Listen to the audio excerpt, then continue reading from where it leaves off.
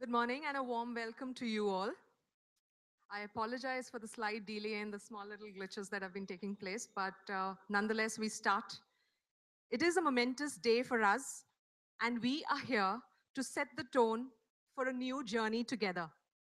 We've all gathered here for the orientation session of Greycells Education for the academic year 2017-18 in association with EMA, that is the Event and Entertainment Management Association. I would now like to invite Ms. Bela Desai, Promoter and Director of Greycells Education Limited, to say a few words.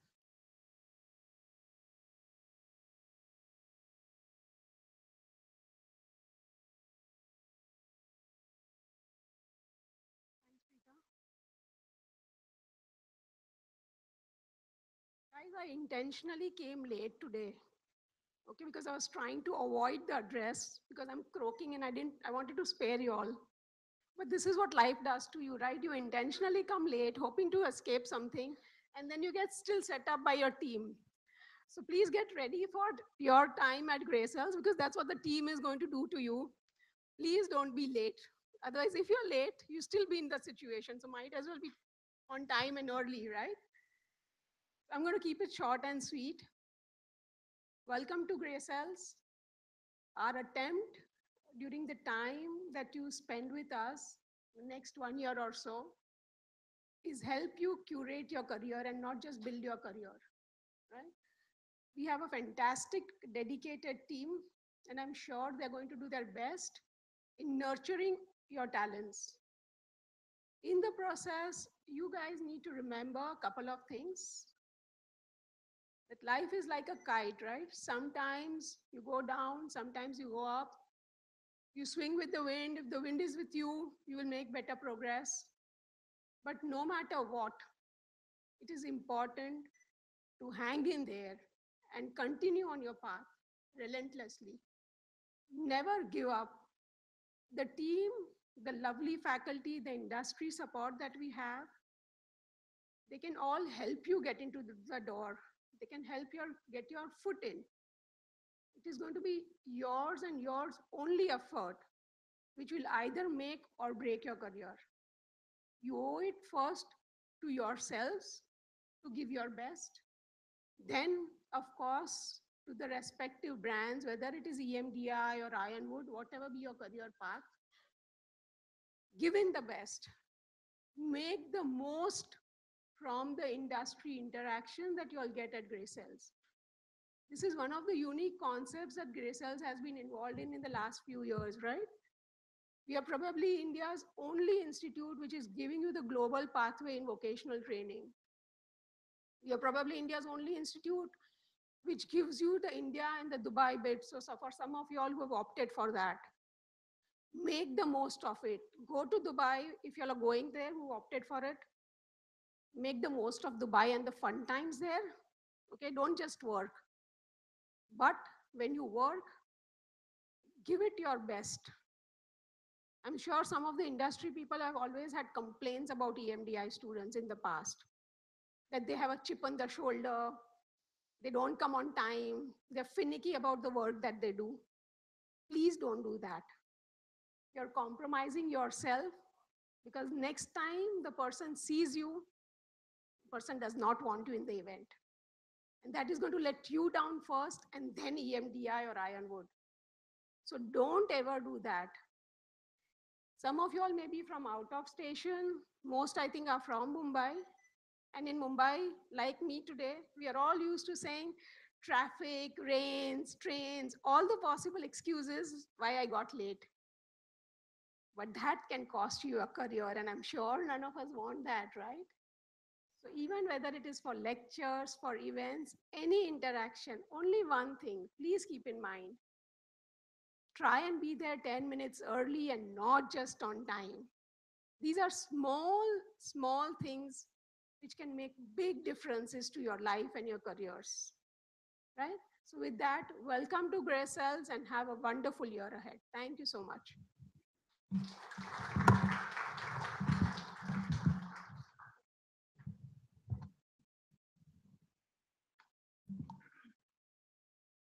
Thank you, Bela.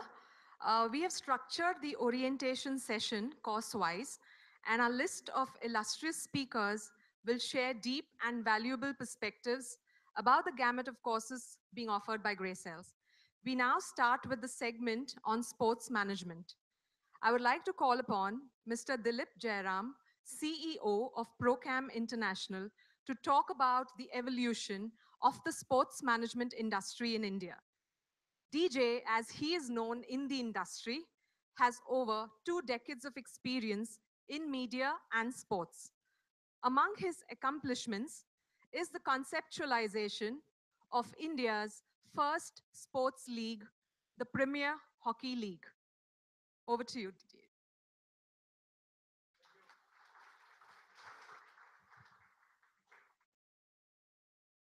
What a world it is, right? It's called the world of sports. So let me actually start off by, on your orientation, telling you got to raise your right hand. So can you first raise your right hand? All of you. Right. You turn that around and you pat your own back. And that's what exactly the world of sport teaches you. You go out there and you figure out how to achieve um, what is pretty much the epitome of reality, right? So let me start off with, over these 2 decades, I feel like an old man. So 24 years in sport. So there was this time when I was at ESPN and with a couple of colleagues, and we said, hey, listen, what's the definition of sport, right? So we all sat, brainstormed, and we said it's the content where you attach your emotional equity to the outcome of a game, right? So it could be a team, it could be an individual, it could be classically an India-Pakistan match, right? And you'll understand what emotional equity is then because your team loses and you feel like, shit, man, I lost, right? That's great from a television perspective, right? So let's go back to sport itself. Sport really is the epitome of reality. So let me give you an example. You really want to know a person play an hour of sport. So play an hour of, let's say, table tennis, right? And when that ball hits the edge of the table and goes off, when it just tips over the net, right? You're going to see exactly what that person is. Does that person say, "Hey, got you"? Or does he say, sorry, man?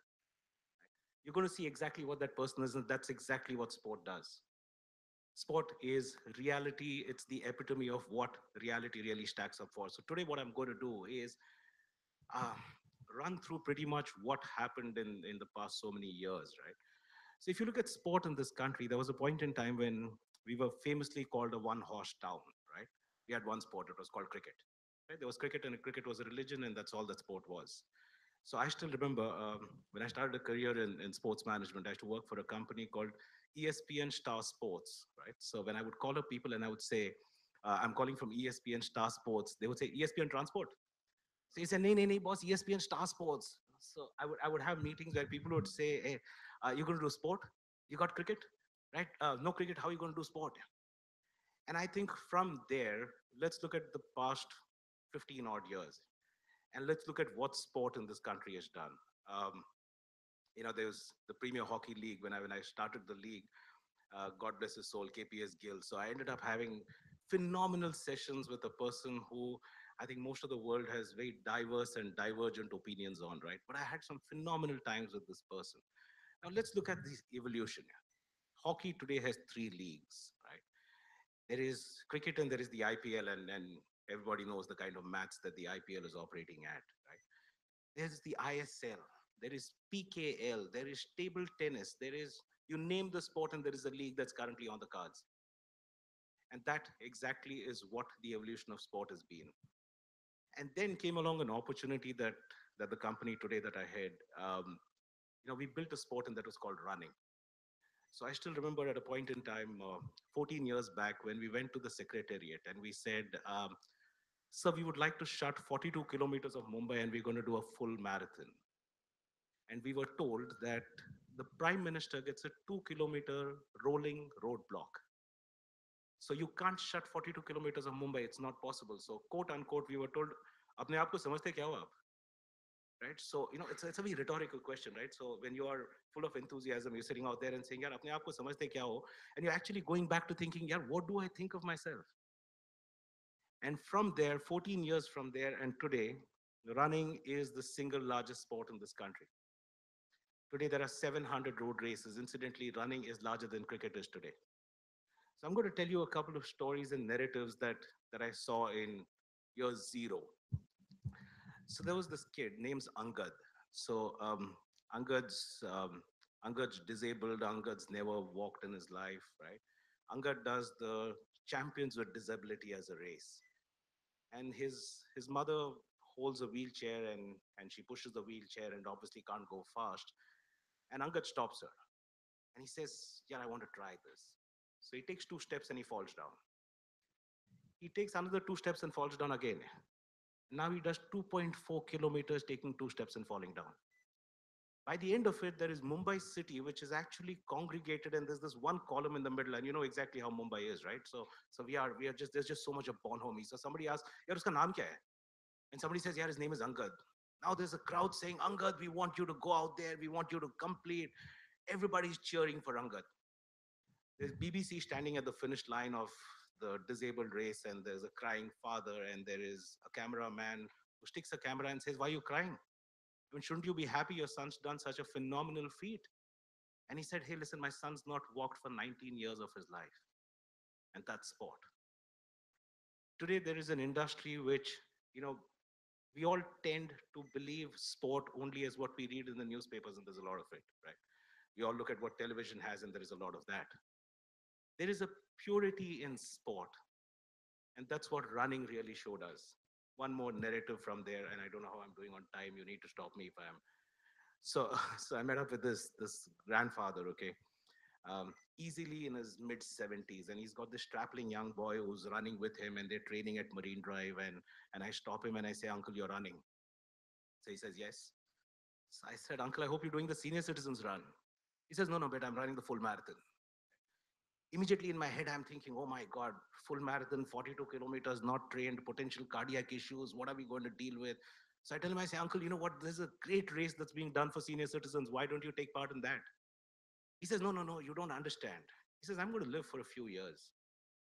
I want my grandson to remember me as the grandfather who ran a full marathon and not a pajama race for old people."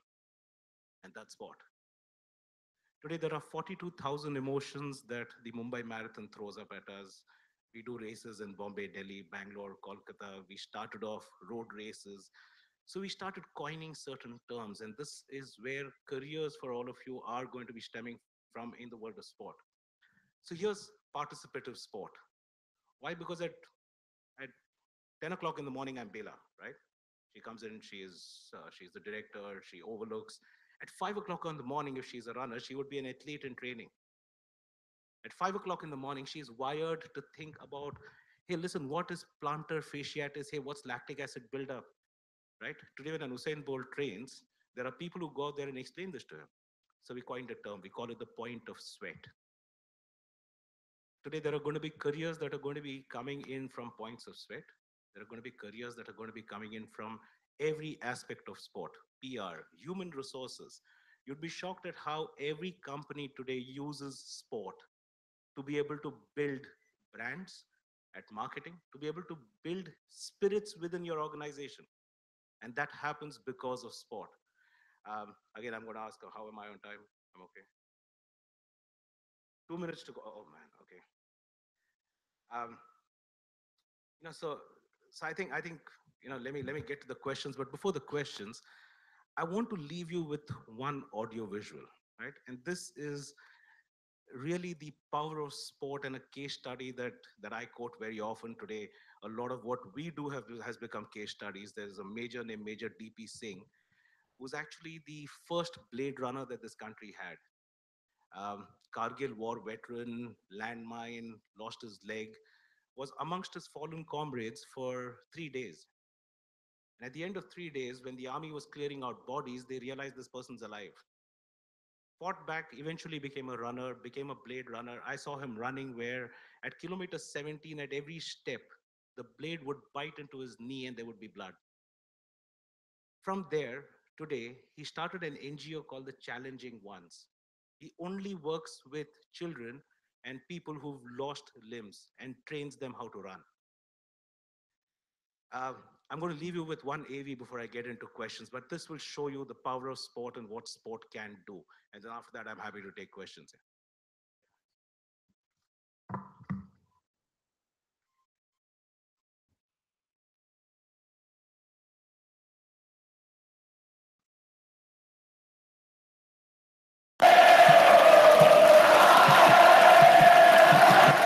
A maior não tem comparação de torcida, não tem. O resto é resto, o esporte é tudo.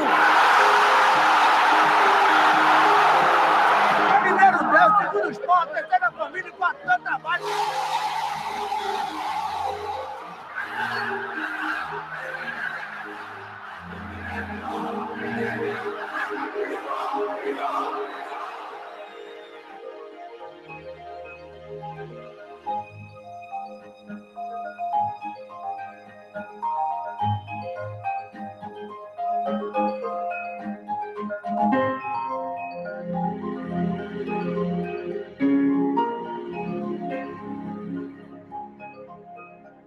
Prometo que os seus olhos vão continuar assistindo o esporte.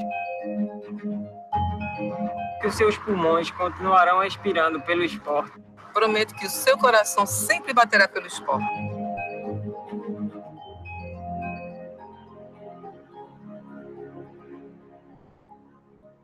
Hoje, a maior dificuldade que existe no processo de doação é o sim da família.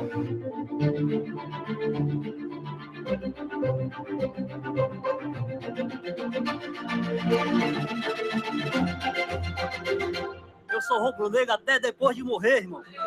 Minha alma é rubro-negra. Ainda mais que quando eu doar meus órgãos, meu pulmão for pro cara do Náutico, torcedor do Náutico, ele vai respirar o esporte. A campanha atingiu números impressionantes. 51 mil torcedores se declararam doadores, uma quantidade superior à capacidade da Ilha do Retiro. A campanha do esporte, eu não tenho dúvida alguma que serviu para que, aumentando a oferta de doadores, a gente conseguisse zerar essa lista, conseguisse realizar o transplante em todos que estavam precisando. Uma campanha de doação de órgãos lançada pelo esporte está ajudando a salvar a vida de muitos torcedores. Antes do vídeo, eu tinha passado 18 anos de diabetes e 5 anos fazendo hemodiálise. E a visão está melhorando, minha visão está voltando aos pouquinhos. Eu renasci.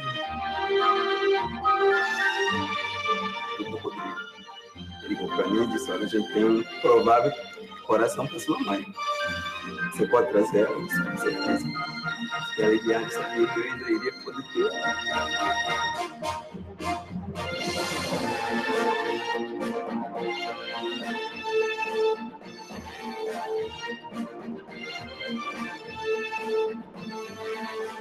Então, Diego, eu estou aqui, ele é do esporte. E vamos continuar fazendo o esporte e vamos aí, torcida do esporte, vamos doar. Vamos mais sacolete, né? Vamos transparar.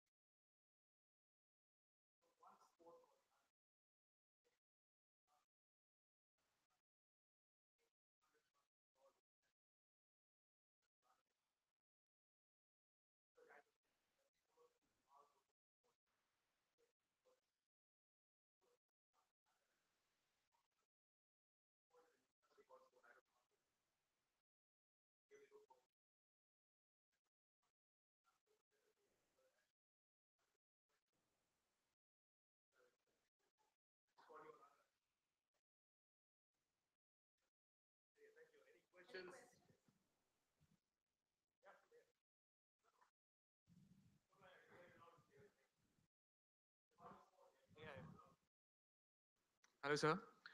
My name is Akash, and my question might not be completely relevant to what you've spoken about, but why is it so difficult to pursue studies and sports at the same time in India? Yeah.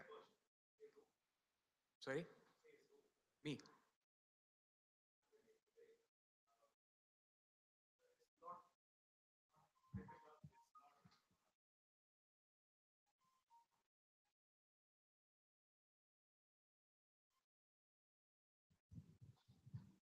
Akash, firstly, not difficult.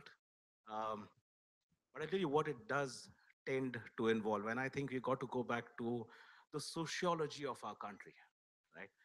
So today, if when we actually evaluated this, if you look at footballers in Brazil, right? At 6 years, the Indian kid and the Brazilian kid is exactly the same. Same motor coordination, same eye-hand coordination, same ability to kick, right? By the time they're 12, that's changed. Now the Brazilian kid is a lot better at the sport, right? But the Brazilian kid might not necessarily be as good at the education. Now, what does tend to happen, and if you were to go to any average household, and things are changing and changing really rapidly, but if you go to any average household, it's invariably about, hey, listen, man, you're going to play sport and do what? Where are you going to go? Are you eventually going to become Sachin Tendulkar? Hey, listen, irrespective, you know what? Stick to studies. Is that changing by a mile? And today, look at the kind of kids that we've had. So there is these three girls, Opi Jaisha, Sudha Singh, and Lalita Babbar.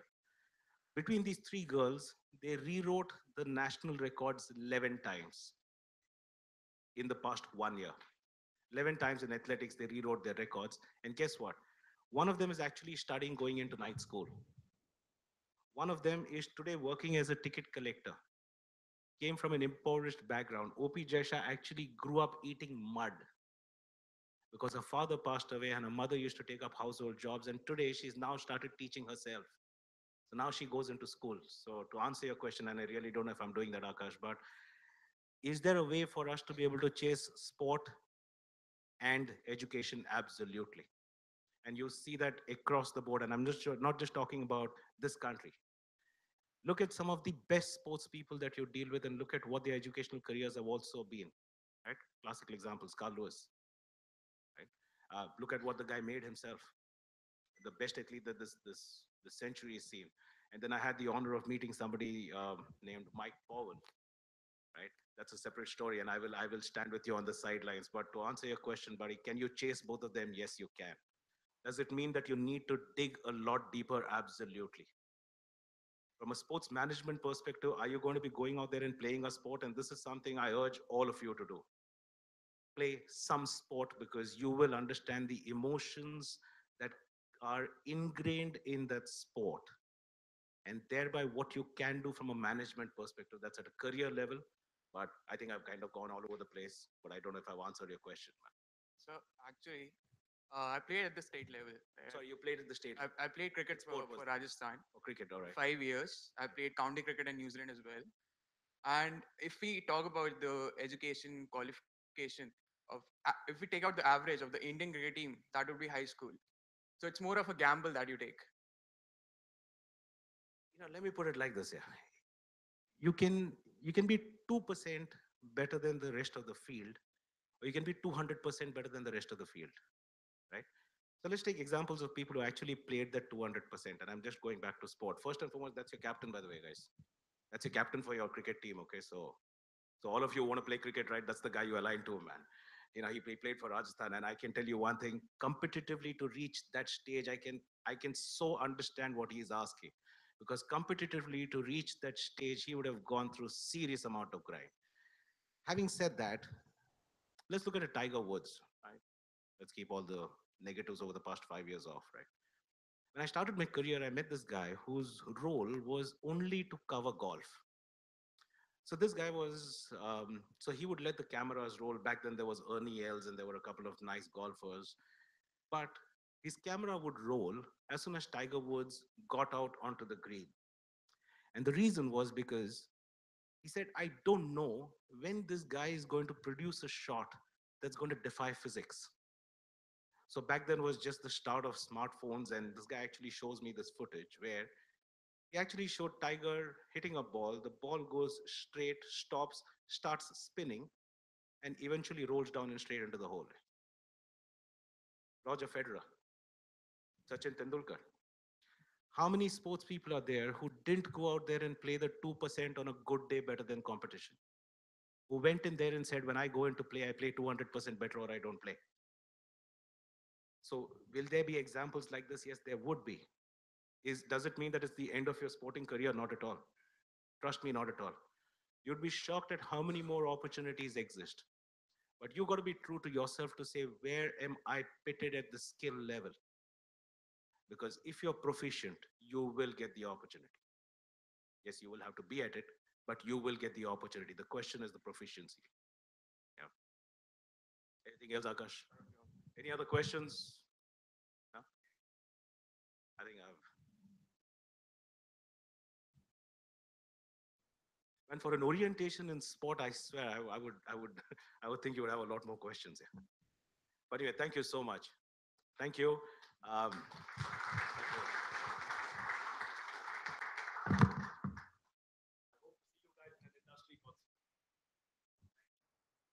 Thank you so much, DJ, for sharing your perspective. Now, new age sectors have opened up new opportunities in entrepreneurship. I now invite Mr. Ashutosh Goel, owner and director of One World of Sports, to share his thoughts on entrepreneurship. He's also our mentor at Ironwood Sports. One World of Sports is one of the largest sports management companies in the corporate sector.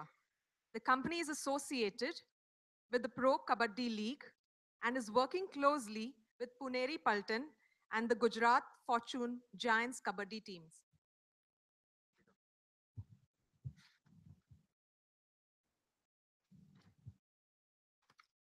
Hey guys, first of all, how many of you guys are from the sports events? Oh, there you go. Welcome, Dilip. Thank you. No, so quite seriously, how many of you guys are here who have been from the sports batch? Just a show of hands, please. I think I've practically spoken to all of you guys at some point or the other during your initial discussions with Amol as well as the EMDA faculty on the admissions. So just again, so let me tell you something. So my own journey on entrepreneurship, I don't come from a pure entrepreneur background. I, in fact, come from a professional background, having worked in marketing for the better part of my 15 years as a career before I switched on to entrepreneurship and I had the opportunity to come into the sports field. And I don't come from a sports background. In the sense, we all play sports. I'm a passionate sports person, but I'm not a professional sports person. So how did this come about? It's an interesting journey in the sense that it's not something I made out of choice to make a career. It just happened to us. It happened to me. Now, when I look at it as an entrepreneurship, what is entrepreneurship really? Let's put it in a small, fun way. The way I see entrepreneurship is something which you're willing to put your few years of your life doing something which other people won't, so that you can enjoy the rest of your life doing things which people rather spend the better part of your life enjoying it in a way that people won't. Now, when I look at it, why we talk about entrepreneurship? As human beings, whilst I'm not trying to run down the job scenario saying that jobs are good or jobs are bad, but we all want to be free. I mean, as human beings, it's an ethos. We all love to be our own people, masters of our destinies. And what I'm encouraging you out here guys to do is look at your careers from a perspective of what do you want to be in life 20 years down the line? Not today, not tomorrow, but 20 years down the line. Eventually, if I look at it this way, that you're standing where I am probably 20 years down the line, you will probably be looking at things you didn't get a chance to do, you didn't choose to do, rather than what you did. And at your age at the moment, I'm assuming all of you are what, 20, 21, 22 is the average age here. Is it correct? You have an opportunity right now to look at your careers, look at things and say, what can you do? Can you choose an alternate path? Can you take the risk and go down that route? It's a rewarding route, but a lot of work has to go into it today so that you can be sitting in 20 years down the line, or 30 years down the line, or 10 years down the line, looking back and saying, yes, it was the right choice. For me, when I look at mantras, the mantras of what has, so it's very difficult for us to identify success. So you have a lot of standard stories, standard stuff, which you look at it. But if I was to look at the few mantras which are important, the first stuff is hard work. We talk about hard work. What is hard work? Can any of you talk about what is hard work? Perseverance, hard work. I find a lot of hard work stuff is actually, just by the way, what is more important is smart work. You see, everyone works hard. Very few people are there. Even the guy in the street who's doing the loading, the unloading, he's actually a hard worker. Does it mean he's successful? Does it mean he's actually there where he wants to be? I don't think. So hard work itself is an extremely, I would say, confusing or a misnomer. Don't get distracted by hard work. Look at smart work. I'm going to say smart work at every stage in your life, whether you're in a job or you're running your own business, make sure that you work smart. Second, from the smart work perspective, look at another important perspective for success. Always aim for excellence in whatever you do. And I'm saying excellence, not by other people's, I would say, parameters. First up, be honest to yourself. Look at excellence as the number one barometer in whatever you're doing. Why I'm telling you excellence is very simple. There's a shortage of excellence today across the country, in most places. If you're looking at excellence, it generally tends to get noticed and stand out. Fastest way to make it to the top is to just ensure that you're looking at every single thing you do from a barometer of excellence. Do not compromise, do not settle for anything less than the best. Moving from there, the other piece which I like to also talk about is when you're working. Now, a lot of you will go out of your institute here, choose to take up jobs somewhere. Some of you might choose to take up an entrepreneurship option. Wherever you are, whatever you do, whatever position you're looking at, whatever responsibilities you get handling, always think of it as your own business first. What happens then is you tend to look at things differently. A lot of us tend to get into a role and we tend to look at only at that role itself. But the perspective changes when you think of it as your own business. So whether you're doing in the sports industry, you're looking at, let's say, in event management, you're on the field, you're at the back doing administrative, whatever it is, look at that business from the holistic perspective. Think about it. If it's your business, what would you do? And trust me, your perspective would change. So don't just get into your profile. Naturally, do your job to the best of the ability, but make sure that you look at it as your own business. Last but not the least, always stay on the lookout for opportunities. Again, simple thing to say, but what happens is a lot of us get distracted from our core passion, our core expertise by things we've learned in school, we've learned in college. I encourage you when you go out there, don't just get bookended. Don't let your passion get bookended. So for example, Akshay was hearing you talk about sports, right? You're following up with your passion at the moment, looking at options and careers in sports today. Irrespective of where you turn out, keep your passion alive. Look at opportunities always. Opportunities will come and go. It's about you to go and grab them and take them. There's no waiting. So from an entrepreneurship point of view, example, a lot of people fail to be entrepreneurs simply because they keep waiting. They keep waiting for the right time, the right money, the right age, the right responsibility, there's no such thing. There's no right time. The only time is now. So if you have something in mind, you got to go and try it out now. The ability to take risk is yours. No one else can take risk for you. You decide that. But once you take the risk, you got to stick with it. Also, at the same time, be ready to let go. Don't get too emotional about it. You made a wrong choice, let it go. You will fail more often than not, but every failure is a stepping stone to your success eventually. So don't get disheartened by failure. Just make sure you just do it, at least go in and try. Often the biggest failure is not trying. You don't try it, you can never succeed, never fail, right? So make sure don't wait for the right time. Don't wait for, look out for opportunities, whatever you're doing, follow your passion and make sure you step in and do it. So when I look at success, what is success really at the end of the day? And I look at, let's say, entrepreneurship. If I talk about entrepreneurship, is there any instant entrepreneur success? I don't think so. So I go back to something which I'm going to use an example. Maggie Noodles launched this instant noodles about 20 years ago. At that point in time, microwaves and so on and so forth were very limited. And they used to promise one thing. What was to promise? What is it? How many of you have made noodles 20 years ago? I'm thinking you're 20-year-old kids. But do you think noodles is 2 minutes, right? That's what it's a promise. But what they never promised, or what they never ignored, is the time it took to boil water before you actually made the noodles. Correct? So success is like that. There's no instant success. A lot of it is behind the scenes. So what you talk about instant success and instant noodles is the same thing. What you see is the outcome. What goes behind it is missing often. So the same thing with success. What you put in your years, your 10 years of work, your learnings, all of that is not visible at the end of the day. What is visible is success, but make sure you stick by it. Without those crucial things, you're not going to end up having those noodles at the end of the day on a table. So that's really what the success looks like from an outsider's perspective versus from the guy who's actually going to do it. So, and all the more so in entrepreneurship, when you're looking at a job, very different when you're looking at entrepreneurship, that's really what it is. So what you see, the biggest blockbusters, the success stories, they're only the tip of the iceberg. What you don't see is all the effort, the failures, the learnings, all of that which has gone in behind it. And that's really where the focus has got to be. don't aim just for that success. You're going to get there eventually, hopefully, but a lot of other factors determine it. But what is crucial is all the work you put in to reaching that stage. Yeah. So I think we'll just talk about that itself. Any questions, you guys? Any questions? DJ? Please go ahead. I've not succeeded yet. I'm still succeeding.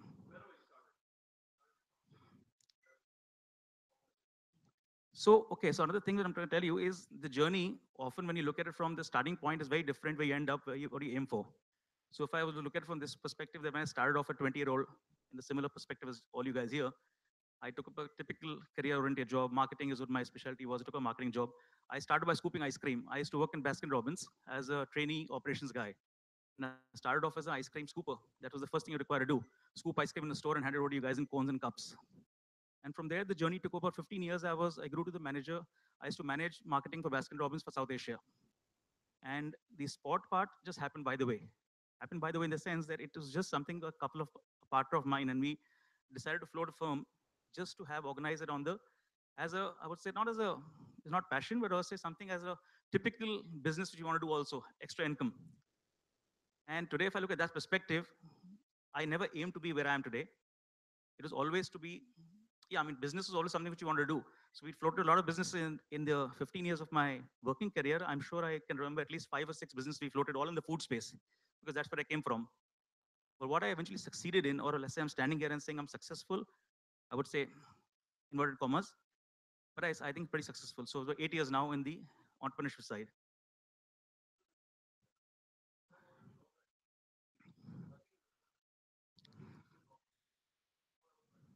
No, correct, absolutely. So, and I'm saying, again, success is extremely relative because success is related to what? So either you define it yourself, what do you want to achieve, or you define it as based on someone else's benchmarks, right? So the question is, most important, as Ravi pointed out, is success is very relative and it takes time. It doesn't happen. So, and it'll never, there's no such thing as a bench. There's no such thing as a final barrier. This is what you've reached the success stage. What do you define? So what is success? Is it money? Is it fame?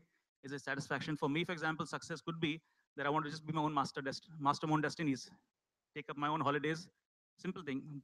I don't want to be sitting in an office space, be master of my time, master of what I do, take my own decisions. For someone else, it could be purely money. Someone else, it can be fame. The question is, so the benchmarks of success and what defines success is very different. But no instant success, and there's no set things. You always succeed, always going to be succeeding.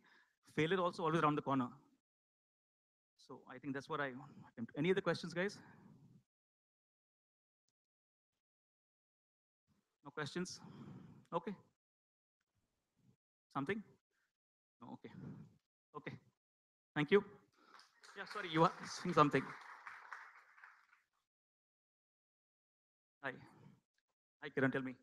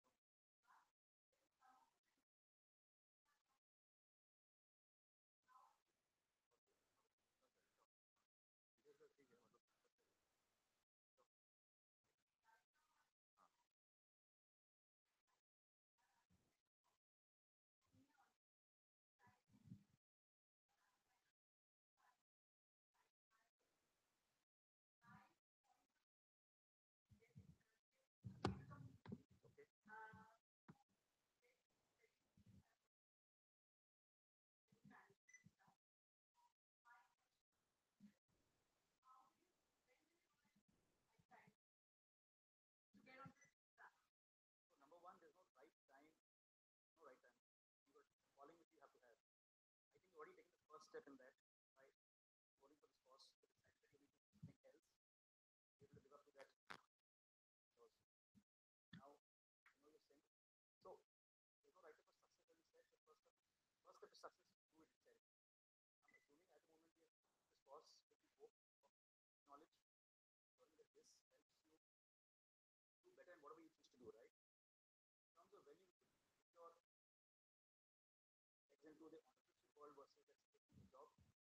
There's no right answer. The only answer I can say is that whenever you give it education, and function of it, right? It's function of money, function of disability, it's a function of your time versus, let's say, what you want to do. And all of these, the only judge can be yourself. I cannot go and tell you that there's a 2 year window which has to be. It's not an education. Education also is to education. Formal education also to an extent would be formal education. Other is self-education. Let's put this way, formal education get you a living, get you a job. Self-education will give you success. Where with self-education, that will come from experience.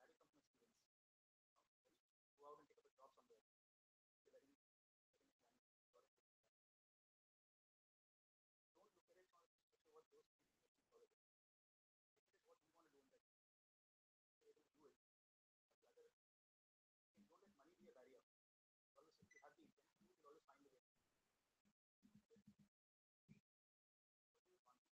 Confident about it, and just ensure that you are ready. Don't wait. Don't wait the other.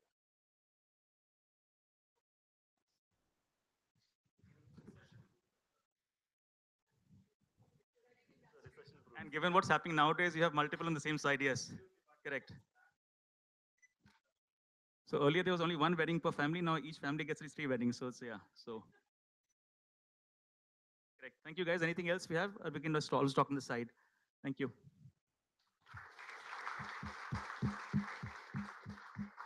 Thank you, Ashutosh. That was inspiring. We now move to the segment on media and advertising. May I call upon Mr. A.B. Ravi, Editor Special Projects at CNBC TV 18, to speak on the convergence of media and events, which is the new intersection of innovative content and innovative revenue. Ravi has more than 3 decades of journalistic experience in different news mediums such as television, print, and digital. He has reinvented himself over the years to create a niche category for televised business events. Over to you. Thanks, Preeta. Thank Greycells for inviting me today. Before I start, I heard what Bela said about kite flying and all, like life is like a kite. I just want to start with this quote. Now, you can't control the wind, but you can control the sail. So remember in life, as Akash said earlier, that he wanted to do study and play cricket. Can you hear me? Sorry. Can you hear me? Yeah. So you can do both. It's all in your hand, actually. If you're passionate, you can do anything. Okay, with that, I made some notes. I'm going to talk like a business journalist, because all my life I've only been a business journalist. And last 10 years at CNBC TV 18, I've been doing what we call the branded content. It's a different ballgame altogether. So what I've done is I've culled about 3 topics, which is easy to understand for all of us. So I'm going to talk about cricket, I'm going to talk about films, and I'm going to talk about election. And these are 3 things where event comes in a big way. You can do events in a very, very smart way. So to start with, let me say that now you generations are very lucky compared to what I was when I started my career like y'all. So let me qualify that. So when I grew up in an environment, I had only newspapers, magazines, and radios. Now let me look at the scenario today here. We have over 1 lakh registered newspapers and magazines, of which about 900,000 are printed every day. Okay, you have got 798 TV channels, of which 397 are news channels, 401 are non-news channels, which is what we call the general entertainment channels. You have 240 million Facebook users in India. You have 180 million YouTube users in India. You have 200 million WhatsApp users in India, 23 million Twitters, 300 million smartphones and more, 450 million internet users. Then you have radio, out-of-home advertising. Now, this is your playing field for you all. Actually, since you are going to do events, this is your playing field. Now, you can work wonders using this platform. So how do you do it? How do you extrapolate it? It's a really multimedia platform, multimedia challenge also for you. So let me say why you're lucky, looking at 3 or 4 incidents like cricket, films, and so I'm going to compare it with my era with this era, okay? Okay, when I grew up, cricket was a very big event for us, actually. It was a 5-day match. So who was lucky went to the stadium to see it. Those who were not lucky heard it on the radio, or next morning read it in the newspaper like Times of India. That was it. Nothing more than that. So we discuss among our friends and things like that. Then came TV. TV popularized cricket. Even our grandmothers and grandfathers started watching cricket. Then came 50-50, 50 overs match. It became even more popular. Then came IPL. Then you know what IPL is. Dilip has already spoken about IPL. Now, what has IPL really done? It has created a lot of buzz. The way it is marketed, the way it is formatted. If you look at it, 5-day match, 50-over match, and 20 overs. It is 22 yards. It is same 11 people playing this side, that side. Everything remains the same. So what has changed completely? That it is creating so much buzz. It's on television, it's on net, huge hoardings, print, social media, radio, everything. It has become the big bug industry. So it has been a win-win for the sports person. I think a lot of people are getting into cricket game. And as Dilip said earlier, now you have kabaddi, then you have kho, various things are because of one sports which has been rightly marketed. Now, whoever thought about it, done a damn good job of IPL. Now we can't see 5-day match anymore because the threshold of boredom is very fast, I think now. So that is what I want to say is consumers, advertisers, and cricketers, everybody is enjoying today and they're gaining. It's a win-win situation. So this is convergence at play. This is one example. The second example of film industry, again, I go back to my time. The big event again was to go to a movie theater or watch Kishore Kumar night at Shanmukanda Hall. Or there was once in 12 years Kumbh Mela. Or we listened to, there was a wrestling champion called Dara Singh at Vallabhbhai Patel Stadium. This was a big event of our life. Now, there was no Rolling Stones, Sunburn, or Justin Bieber for us during our time, okay? Now, let me turn my focus to Filmfare Award. So it is our answer to Oscars. It came in 1954, okay? When it was launched, Filmfare Award, it was only the magazine Filmfare, and everybody went to Shanmukanda Hall, huge crowd gathered like you see Oscar outside Oscars, same way. That's it. Now, what has happened? Because of multimedia, with the changing dynamics and all those things. Today, it is a nominated driven. Filmfare has become larger than life. A lot of buzz is created. Now you hear people tweeting that is trending. Then if you want to be seated next to a star or close to the star, you're paying a huge price. So Filmfare Award is a classic story of event management, actually. What they have done over the period of time. This is my take as a journalist. I don't know how much of you all agree. I think I'll leave the experts here. But this is how I look at it. Today, if you look at it, coming back to our studio also, where CNN News and IBN7, a lot of films are launched in our studio now. All the stars, Akshay Kumar or who are the stars, they come to our studio, they go to India Today studio. The whole dynamic has changed. So I'm telling you all to think different. Out-of-box thinking is very important. It is a very challenging industry. It's a growing industry, and I think it's also a recession-proof industry to a large extent. I think people love cricket, and of course, other sports also got a big thing. The third big thing I want to tell you is about politics. Again, during our time when you had politics, during election time, people went loudspeaker, posters, shouting, rallies, lorries, etc., etc. But 2014, Modi changed the rule of the game. Social media was smartly used. I think 21, I don't have to jog anybody's memory. Hologram was used. The way things were done. And I think that is what you all need to think. I think ultimately when you talk about event, it is about politics, it is about sports, it's about film industry. At the corporate world, I'll come to it a little later. So when you look at all the three examples I've given you, the name of the game is convergence only. And how amplification has been done because of the media. Now, ProCam, what he talked earlier, I happened to know Anil, and about 20, 25 years ago, I used to work for a city magazine called Island. From those days, they were into this marathon thing. It took them 20 years to reach where they are. But today, thanks to multimedia, marathon, earlier it was called Stanchart Marathon, is a household name in Mumbai. Now, everybody in this room want to do a half a marathon, full marathon, or 20, or dream run, whatever it is called.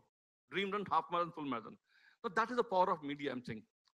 Here's a big event management company, but they need to collaborate with a media company. And that is the power of media. You need a good event, you need to put it properly. So I would say that you could get a David Beckham or Jennifer Lopez or Sunburn Festival in India. But if you don't handle it properly, it is going to fail. So you need to handle it properly. Even the big star like Amitabh Bachchan can fail. if you don't do 360 properly. And I think that is very important. So let me a good example of convergence.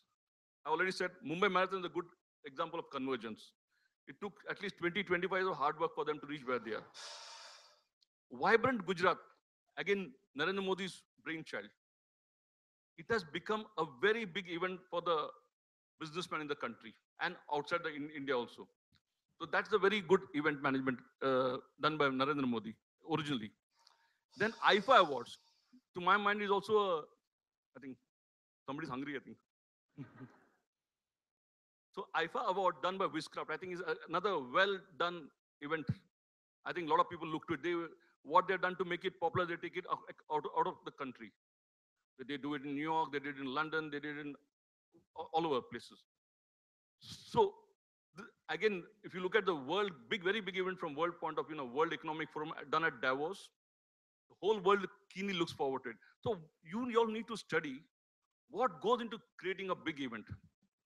The basic thing is content is the king.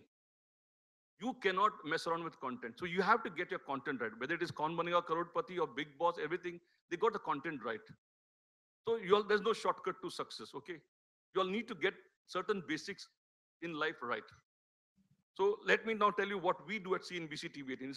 It's a business channel. We do a lot of what I said, branded content. We host a lot of programs during Saturdays and Sundays. It's something called Young Turks India Healthcare Awards. We have a show called India Business Leadership Awards. We have got an award in every verticals. Now that is, see, we make our money doing marketers. What we call the bread and butter business for us is marketers. When market is alive, make good. But the jam for the business, for the whole channel comes what we call the weekend program, what is called branded content. So I think keep this in mind. I think branded content is the way to go forward. With branded, if you do an award, let's say program wants to extend the marathon. If they came to us, we would say, okay, we do a small documentary, we do various shows on our channel. So again, 360. So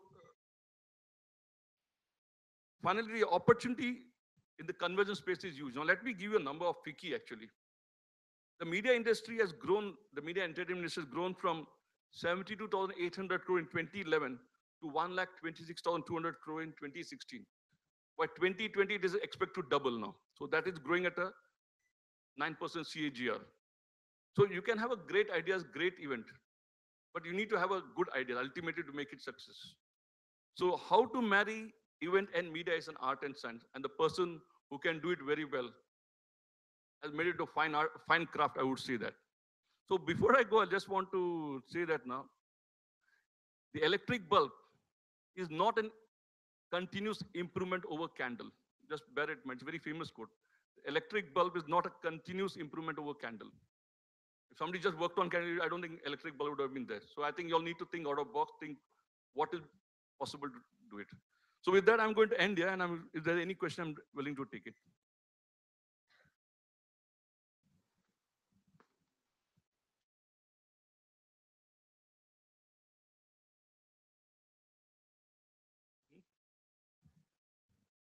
I think you all have to be a little, cardinal rule of journalism, at least for me, is now, if I don't ask questions, then I will not have a good night's sleep. So you all need to be very nosy. You all need to keep probing whatever business you're doing.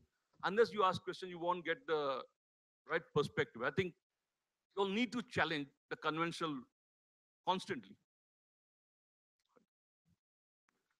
I'm very glad. I think either I've done a good job, I've done a very bad job. So no questions. Thank you very much. Thank you so much, Ravi. We now move to the segment on event management. May I now invite Mr. Sameer Tabakwala, CEO of Showbiz Experiential Communications, to give us an introduction to the event industry. With a vision that inspires and guides over 300 diverse professionals who constitute Showbiz, Sameer's agenda is clear. Be the best at what you do. He started out as a trainee 27 years ago and later took over as the company's CEO. Backed by his extensive industry knowledge, vast experience, and a degree in marketing, Sameer has transformed Showbiz from a fledgling staging company to the global experiential communications company it is today. that offers a lot to learn for all of us here. Over to you, Sami. Thank you. I'm sure you're already tired of what has been happening till now. And no, I do not have a PowerPoint presentation because we know how exciting those things are nowadays. Uh, Quickly, 10 minutes of talking about what used to be event management. So I think the first thing that we need to get rid of the fact that it is no more an event. It is an experience, and an experience that everybody gets everywhere. So one of the big things that event companies or experiential companies today are fighting is not how an event is done, what is the look, what is the feel, what is the aspect of an event. It is basically the person who's coming there. Is he going to get an experience that he might get on a television, which he might get on his computer, which he might get on his iPad, which he might get anywhere else? An experience is no more something that is specifically for people at a particular place.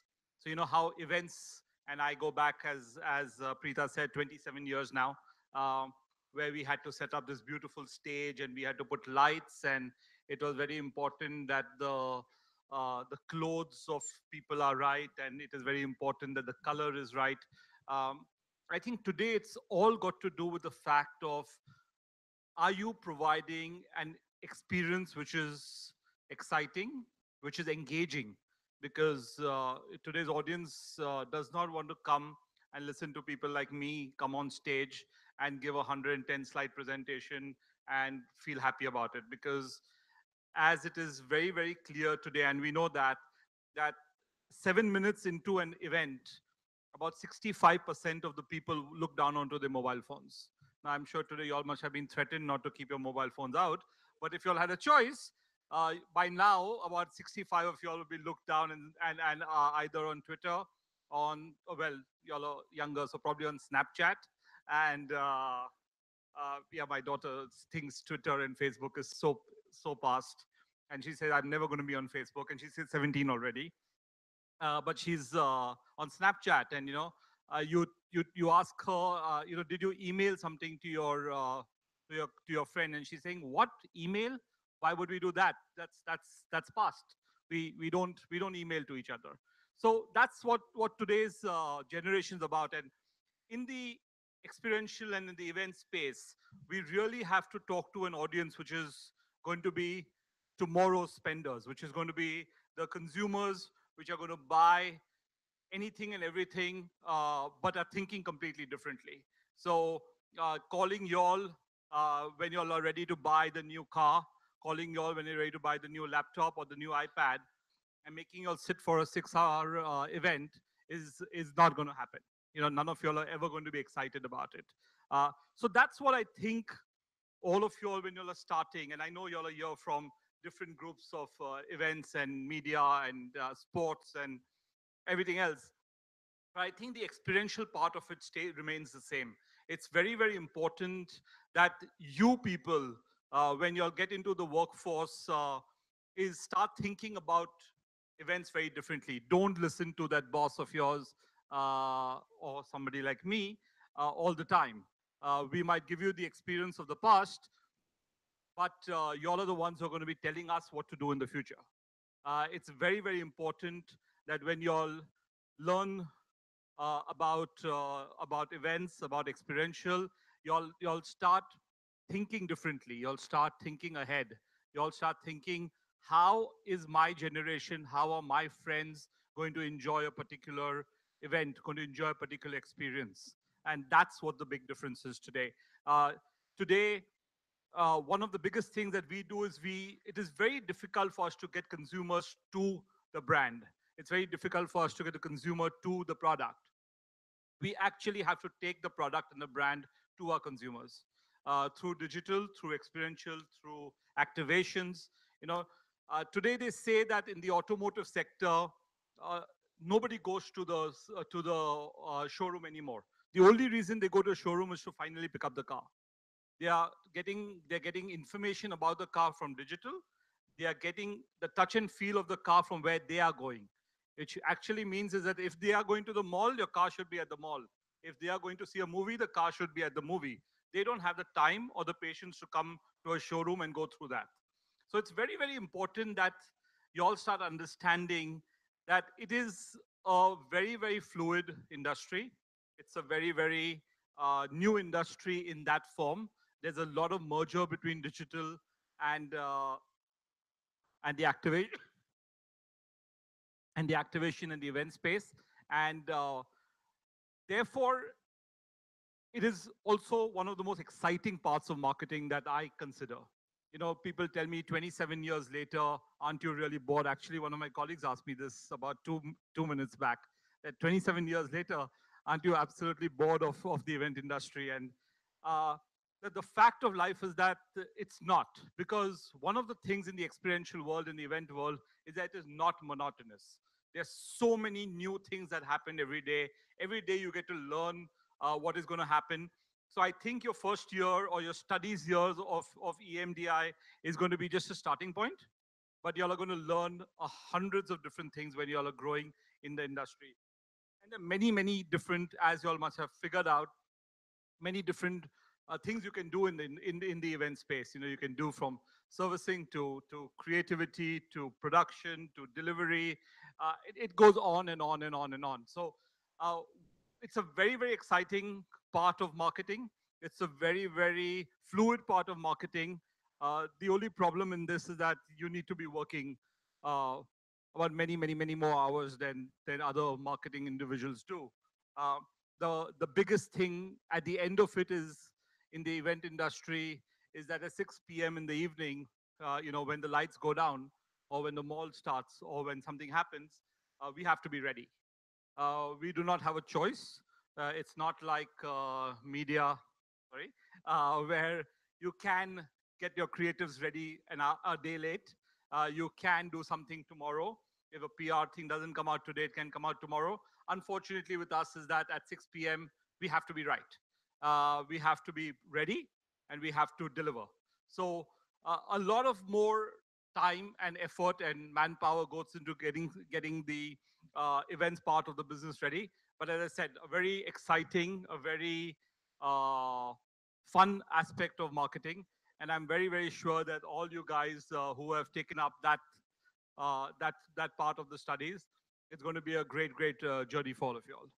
So I think we should get into a few questions. And I believe you have not been asking too many questions right today. So that's probably a good thing. But the last time I was there, they asked many, many questions to me. So anybody? Please, see that we start. I wanted to ask you that how important is innovation if you actually want to be I think it is today. Well, you know, all through the industry, I think innovation in the events is, please, innovation is very, very, very important. I think because one can always do different things at an event much more than an advertising agency can do with a brand on television or on newspaper, or what other aspects of marketing can be done. Events gives you a little bit more of an edge. It gives you a little bit more of a canvas which is different, and therefore innovation plays a big role. And that's probably one of the reasons why technology, which is coming so quickly now, the convergence of digital with experiential is growing more and more, because it gives us the space to be able to innovate.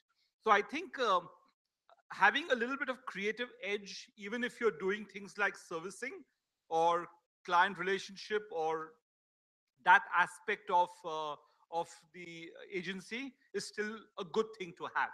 You know, having a little bit of that mindset, which kind of does things, is very, very important.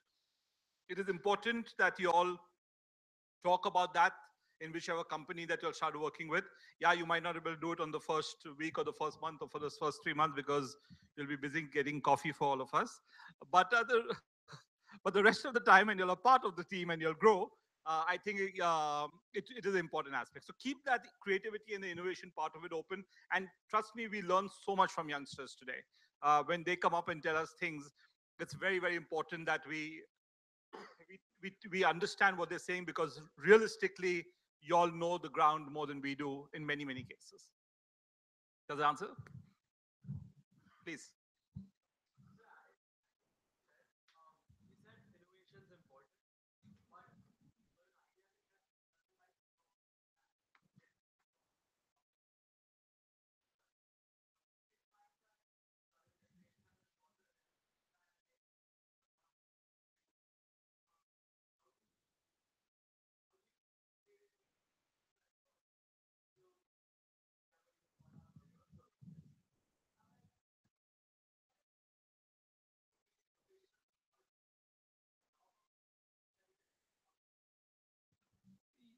Okay, so first thing is to keep all of you all engrossed in in an agency is, yes, it's getting tougher and tougher without a choice. People like to move a lot. I think that, I've got this thing which says that I think any one of you all getting a second year promotion or a letter from the same company kind of gives you all a lot of problems. It gets a big issue of, why am I here for 2 years? It gets a lot of people getting up and saying, you don't know what you're doing. But I don't necessarily consider that to be a good thing. I'll be very frank with you. It is there. It's very, very obviously in the mindsets of the younger generation, thinking that moving fast, moving quickly will take you all forward in a faster way. It probably does that in the first few years, but the ceiling comes and hits you very, very hard, very, very quickly. What happens is that after some time, when you start earning a certain amount of money or start reaching a certain amount of stage, where in realistic knowledge, you all haven't reached that stage, the ceiling will come and hit you, which means that somebody will take you for a 50% raise for 3 times in a row, but after some time will get up and say, oh, you're valued at this, but what do you know? So that issue keeps on happening. I think it's very, very important that you get settled in a place which you are happy with. So that's very, very important. I'm not asking you to stay in a place that you're not happy with, because that will not give you the happiness to work, and it's not going to give any added value to the company. So it is okay to kind of move around if you need to settle down, but it's very quickly for you to get up and say, every place is not bad. So you need to start settling down somewhere and then start learning the process. Because it is very, very important that when the process is learned, and the processes are different in different companies, but the foundation is built in your careers, in your minds, and that makes a huge difference. And I don't like to talk too much about my company, but my leadership team of 8 people, the person with the lowest number of years with me is 17 years. The top 8 have been with me for 17 plus years. So between 17 years and 21 years, the top 8 guys have been with me in an organization. So that shows a lot of dedication of them to the organization, and obviously from the organization to them. But there are people who've come and gone, no doubt about it, but they've settled down somewhere. I think that's very, very important. When it comes to innovations, I think innovations is not like anything else which is there in stock. It will never be there in stock. And that's why innovation is innovations. You need to come up with newer ideas, better ideas, different ideas, in keeping in touch with what your customer is, what your consumer is. So, and innovation is not necessarily technology. Please understand that. And innovation is not necessarily digital. And innovation is only an idea that gets the right audience to connect with your brand in an interesting and an engaging manner. So it could be a very old 20-year-old idea, but if that audience has not felt that idea or feels good about what you've come up with, I think that's an innovative idea. So it's very, very important for everybody to realize that throwing people outside from a helicopter or jumping from the top of a building is not an innovation. Today, AI is not necessarily the innovation. Having technology to its core is not necessarily innovation. And innovation is to be able to ensure that while you're thinking about that product, that brand, to the audience, there's an engagement to it. And that keeps on coming from the youngest of minds to the oldest of guys in the organization. It's part of group thinking, group planning, and I think it just naturally comes. Hope that answers your question. Okay. Anybody else? Please. No problem. Till Preeta tells me to leave the stage, I can keep on answering your questions. I wanted to ask, like, in a person, is there like one element that a person should have in their persona, like, which makes it better for them to be at event management? Like, everyone has that one thing, one spark. Well, I think most importantly, and lots of people might not want to listen to this on day one, if you ever compare your salary to the number of hours you work, you're not going to be successful in an event company. So you're never ever going to get paid enough in your minds. That's the truth. Because we are working 24/7, 365 days, 27 years, all the time. So I think it's very, very important. For the most important thing to have in a person in the event industry, you have to love or you want to do this. Nothing else really matters, because if at 3 o'clock in the morning you're woken up to see and asked that go and check if the spelling of SAP is right, it's 3 letters, it has to be right. Trust me, there are many times it's not been right. So that's what it is. You'll be wondering, I get a salary of 5,000 rupees or 50,000 rupees, and I'm going at 3 o'clock in the morning to check a spelling. It doesn't make sense. So as soon as you start questioning yourself that doesn't make sense, you're in the wrong industry. So if you continue to be passionate about wanting to be part of the experiential world, I think that's more than enough for you to succeed in it.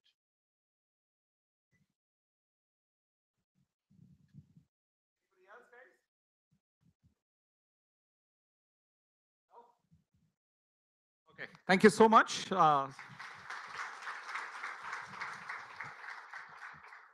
Thank you, Samir. And now we have Sushma Gaikwad, founder and director, ICE Global, who will tell us about how to use our attributes and talent to succeed in the industry. Sushma is an entrepreneur, a communication specialist, a breakthrough therapist, and is a Dale Carnegie certified trainer and NLP master practitioner. That was a bit of a tongue twister. Over to you for the key tricks of the trade to make a mark in the industry. Good morning, everyone. So first things first, everyone, I'm sure you're dying to stand up, aren't you? If I was in your place sitting, aren't you feeling this part of your body a little bit more than everything else? Such bolo, really, right? So please take 2 seconds, stand up and just stretch for a moment. Stretch. Don't hit the person next to you. Just stretch. Are stretch? You're getting an opportunity. Angrai lo. Now I sound like I'm in some Bollywood film. Now you suddenly hear some music playing in the background. And Shahrukh coming through the door. Are you awake now? Didn't that feel good? Isn't your butt thanking you? Thank you, Uthe. Yeah. So good morning. And then I am, like you can already see, I'm more worried about your butts than I am of you. So I would like to, first of all, thank you before I begin. Thank you for choosing this industry. Thank you for actually looking at the possibility of joining this industry, which is one of the most exciting industries that I've been a part of. And believe me, I've been a part of a lot of industries. So over my career, I have spanned 13 different industries. That's how young I am.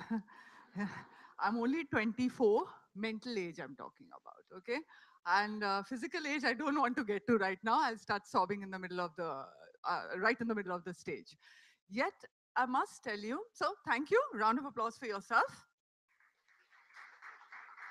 This is thakela applause. Aisa tum applause karega ho gaya kalyan. A nice, you're applauding for yourself. Shouldn't that be a nice, loud round of applause? Excellent. Excellent. So I'm not here to give you gyan at all, because if I give you gyan, I'll fall asleep. Remember 24 years old? So I completely get it. I am here to ask you a pivotal question. Why are you here? Why have you chosen to be a part of this industry, whether it is sports management, experiential, as well as media? Why? Are you clear? How many of you are clear why? Brilliant. How many of you are not clear why? Thank you, Sami. How many of you are not clear? And that's fine not to be clear, yeah? Like I told you, 13 different careers I've been a part of. That's also brilliant. Those of you who are not clear, what I would request you to do is over this next year, explore which part of you fits into the industry. You with me? I hope I don't sound like Ma Sushma with one trishul in my hand. I can do that as well, wear one lal dupatta. Yet, which part of you fits into this industry? Is the creative part of you that fits? Is the people, enjoying talking to people, enjoying being a part of people, the vibe of people, does that fit? Does your thirst for technical, exciting, innovative technical solutions fit? Is the personality of you that is loves organization and coordination, does that fit? Which means millions of phone calls, connecting the dots. Are you with me? Which part of you fits? And believe me, even if one part fits, you can have a great career ahead. So those of you who are not clear, may I see your hands up? Are you clear now? Yeah? 1 year of exploration. All of you have signed on for 1 year, right? And that's enough time. Yeah, I met my husband in 1 week. So not telling you to find your husband and wives. You don't marry in a hurry. Okay, I'm digressing. So what my intention today is to enable you with a perspective of what is it that we, as in the industry, require. May I do that? Yeah, for less than 3 minutes. Is that okay? So what do we look for? We look for, number one, those who are very, very eager to work. The minute you start looking at time, forget media and entertainment. In any industry, your time's up already. So like Samir had said, there's no time. Just those who are eager to work. What else are we looking for? We are looking for those who are also people's people. You can't sit in one room closed and say, you know what, I belong to the media and entertainment industry. With me? People's people, those who enjoy people, those who enjoy working with people, those who enjoy providing solutions for people. Isn't media and entertainment all about people? So you cannot do anything when you're sitting in a room not knowing anything about people. With me, everyone? Third, what else are we looking for? We are looking for those who have, I'm saying moderate because I've been in the industry for 25 years, clap hands. Samir, so 2 years behind you. I'm 2 years Samir's junior. So what only got me was the fact that I was passionate about what I do. So can you be passionate? Now, passionate is, I'm not saying Shah Rukh Khan doing Aja, whatever he did, and what he didn't do in this last movie. That was, how many saw that movie? What a disaster, right? That Something Harry Met Sejal, it was like the worst movie of the decade. He kind of lost brownie points with me. So when I say passion, I mean passion to work, passion for your teammates, passion to learn. Because unless you learn, you won't grow. With me? You're clear on the third point? Fourth, what we look for are forever students. Till today, I would vouch for Samir and me. We are still learning. We're learning new markets. We're learning what clients need. We're learning and looking for new solutions. We're learning our people because the workforce has changed. You guys have come on board. You said, who said shorter attention spans? You know what? I'm a millennial crazy magic person. I love millennials. And I really don't think those are shorter attention spans. In my perspective, those are more potent attention spans. Because if it's 6 minutes, the 6 minutes you are 100% there. Are you not? So my request to you is stop looking at it as a shorter attention span. Look at it as a potent attention span where you're 100% there. That's better than 20% of not being there. Yeah? So how do we capture the millennial mindset? So we're still learning, and I'm still learning. That's one of the reasons why I've gone into various careers, and now finally 25 years I've settled into. Actually, no, I've moved from there as well. I'm a trainer now. I'm a certified trainer, and I do a lot of leadership coaching. Yet, attitude of learning. And the last, second last, is the attitude for growth. What does growth mean to you? Can anyone tell me? Darling, what does growth mean to you? Okay. Okay, excellent. So growth means working harder and harder. What does growth mean to you? Means you have a goal and you work for it and you work, and once you work for it and you reach it, you're grown and you learn many things. So growth means achieving a goal, right? What are the different types of growth that you think there are? Personal growth. You know, I have a knack to go to people who don't want to talk, right? I have a knack. So, but you have to talk. Now, be a beautiful woman in front of you. Kya karega, na? No? So this is how I got married, by the way. I just landed in front of my husband and said, now you have to marry me. He's like, oh, okay. And now he's still repenting.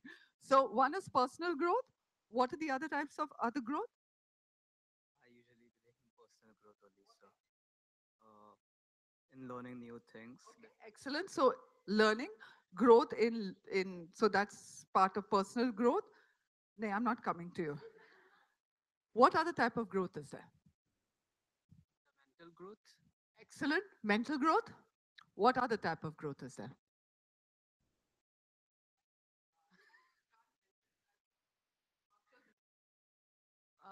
Just what do you say? Mental growth is there. Then, yeah. Economical, fabulous. Financial growth. With me? What else? There's one last type of growth. Growth of your own status. Excellent. That is linked to lifestyle. So you have financial, status, lifestyle, and what else? Social. Wonderful. So you actually grow in your position. Excellent. Social growth, the way you are in your society. Intellectual growth. Can you see how many types of growth there are? And the most important growth, spiritual growth. Thank you so much. Now, when I'm saying spiritual growth, like I said, please don't start suddenly garlanding me like Ma Sushma. But this is very linked to the next point, which I said is the last and the most important attitude.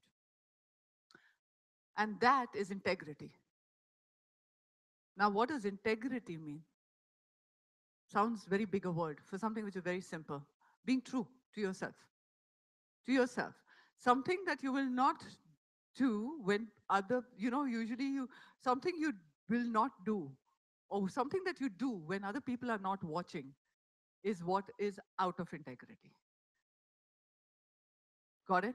So if you have to hide something, automatically you are out of integrity. Now we all know what we did with our moms and dads. I have a boy, and I know what he does. Can I digress for a moment? Yesterday I was sitting in the bedroom and I told him, my son is 10 years old. I told him, Joshua, play the piano. He said, okay. I'm sitting in the bedroom and he's playing, wow, what wonderful notes. I said, wow, wow, wow, mera bacha to Mozart ban gaya.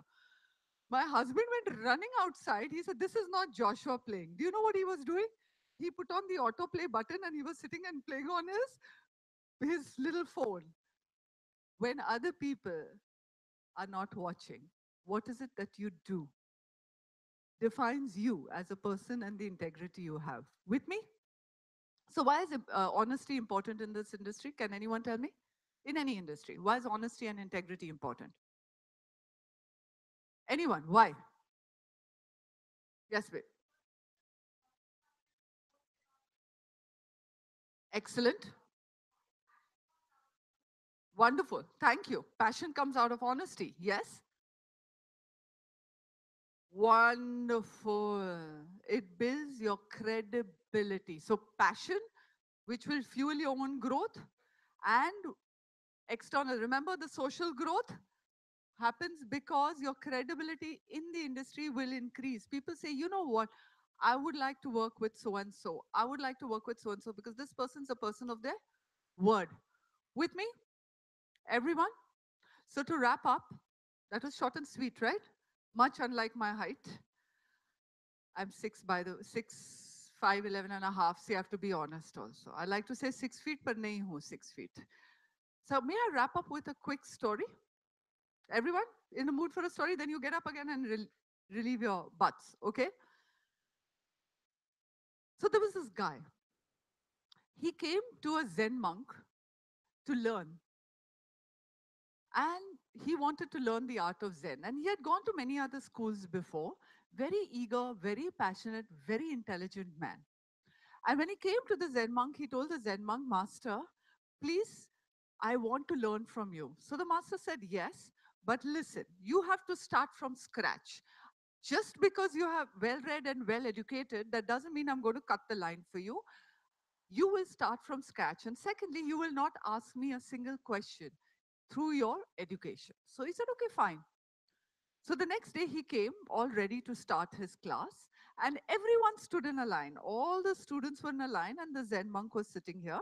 And one by one, the students were asked to do different tasks. So one student from his batch was asked to go and learn the scriptures. The other person was asked to go and meditate. The third was asked to go and do some household duties. And he was very excited कि मेरा turn आएगा मैं इतना विद्वान हूँ तो मुझे everyone understands Hindi, right? So I don't know मुझे क्या मिलेगा. He was very excited, internal ego. And then his time came and the monk gave him a brush this big and said, here, go take soap water, go to the corridor that you can see over there and start from the left-hand side corridor and start scrubbing the entire corridor. And that's all you're going to do the entire day. But start from the left side. So he got a little upset. I'm so intelligent. I've done so much education. But he said, no, I've come to learn Zen and I've given myself up to the master. So he went anyway and he started scrubbing the corner and he's scrubbing. He said, jaldi din khatam kab ho jaye. So then I can go for tomorrow and I can get my next task. So next day again, he went and he stood on line. And when he stood in the line and his turn came, the Zen monk gave him another brush, which was a little smaller. And he said, today you will start from the right-hand side corner and scrub the floor. He got really peeved off. But he said, anyway, I've taken an oath. So he started scrubbing from the right-hand side corner and he scrubbed. And this continued day after day. Only thing that changed was the brush got smaller. Months rolled into another 2 months. And there he was, very irritated, scrubbing away to glory. And it was the end of the semester, the 3rd month, and he was even more irritated. And I said, the only thing that got him through was, Are chalo, semester ho jayega, mera task change ho jayega. Inshallah. Yeah? Sorry, Bollywood influence. Next thing you know, he went next semester. This time, the monk gave him this minuscule a brush and told him to start brushing the other corridor. And something snapped. And he said to himself, you know what? There are 2 ways I can do it. Either I do it and get upset and say I have to do it, or I just enjoy myself and do it anyway. Yeah? So he took that brush and every day he started brushing the corridor, the other corridor, with a lot of joy, lot of fun, singing songs, maza karte hue, people were passing, he was so involved, he didn't even know who was passing because he was so engrossed in scrubbing his corridor. All he was bothered about was ensuring that the corridor was pristine clean because he was scrubbing the corridor. Then came the time for the semester to end because day on day, he was scrubbing the corridor. And when the time for the semester to end came and all the students were in the line, there was one person missing. And that was this man because he forgot the semester had ended. He had taken his brush and he was busy brushing the corridor. And that's when the monk came to him and told him, son, you can leave now. You've learned the art of Zen. You've actually graduated. You don't need to learn anymore. So why the story? Are round of applause to karo, yeah? So what does the story have to do with events or with media or with any career you choose? What does it have to do with it?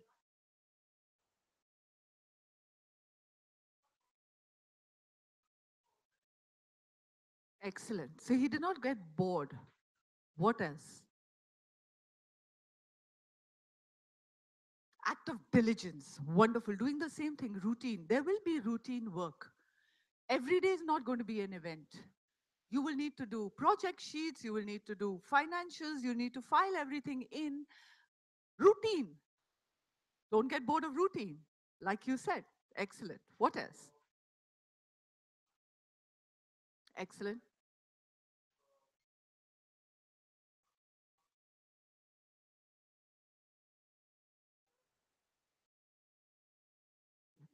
Wonderful. So the tasks will get tougher.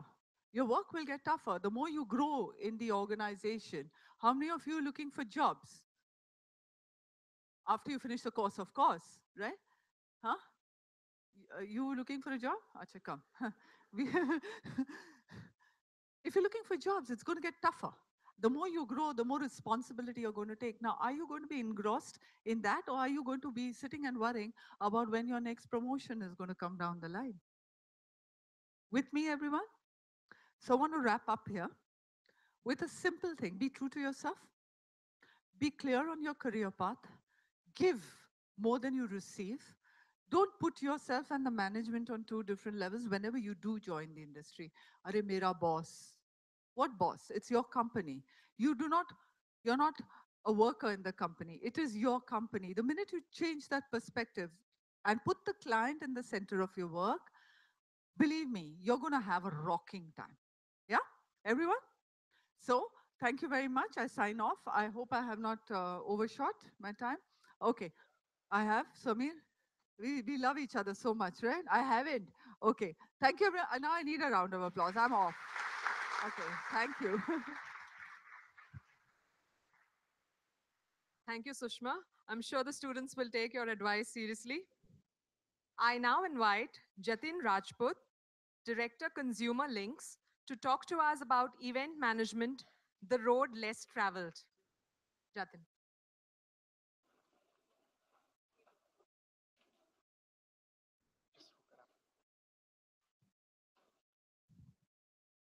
Okay, plain and simple. Before we get hooked up, the reason I didn't want an introduction is because I'm not here to talk about myself. I'm here to talk about you.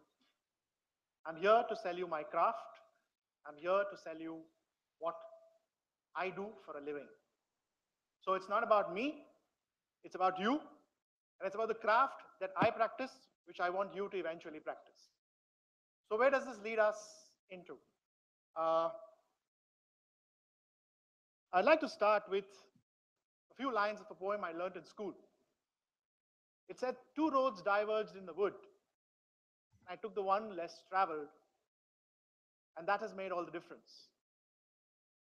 If I look at my life and the path that I eventually took, every one of us has a choice, and we make choices every single day. But when we make these choices, are these the right choices or are these the wrong choices? Have you made the right choice? Heart of hearts, I want you to believe that yes, I have. But when I started my career, and I was all of 16 at that point in time, I ran away from home. I say I ran away from home to go to Goa and peel potatoes. Why? Because I wanted to be a gastronomical delight to the world. I wanted to be a chef. I realized that while peeling potatoes, it was not a front of house activity which would get me the adulation or get me the applause. So I moved and I ran back to Bombay, the enscones of my house, to try and dabble with advertising. So my initial stages of college and learning was moonlighting and doing theater and trying to be a failed actor, which I still am. And the other part was trying to understand that to succeed as an actor, I need to be a good orator. So therefore, I need to understand communication. So therefore, I need to get into advertising. But somewhere down this line, I discovered a mistress whom I still love today. And that mistress was live communication. And from then on, I have been wooing this mistress for the last 24 years of my life. And even till date, I still woo her. I still love her. I'm still passionate about her. And every night I go to bed, I think about her every single time. So what you may call as a career in event management is my mistress whom I love. And that has been my path. That has been my journey. That has been my realization. So it started with aspiration, what I want to be, which you are at this point in time trying to gauge, saying, where do I go? Then it comes into an evolutionary stage where you try and understand that, is this what I want to do? So you must have dabbled with many options in career choices before you finally landed up in this room. So that has been your evolution. Now you have a realization. फंस गए, अब यहीं पे रहना है. So it's make or break. And if you continue to persevere during this year and the rest of your life, 24 years down the line, and maybe even earlier, I took 24, maybe you might take 10, you'll be standing here like me, talking to kids like you, telling them about the journey.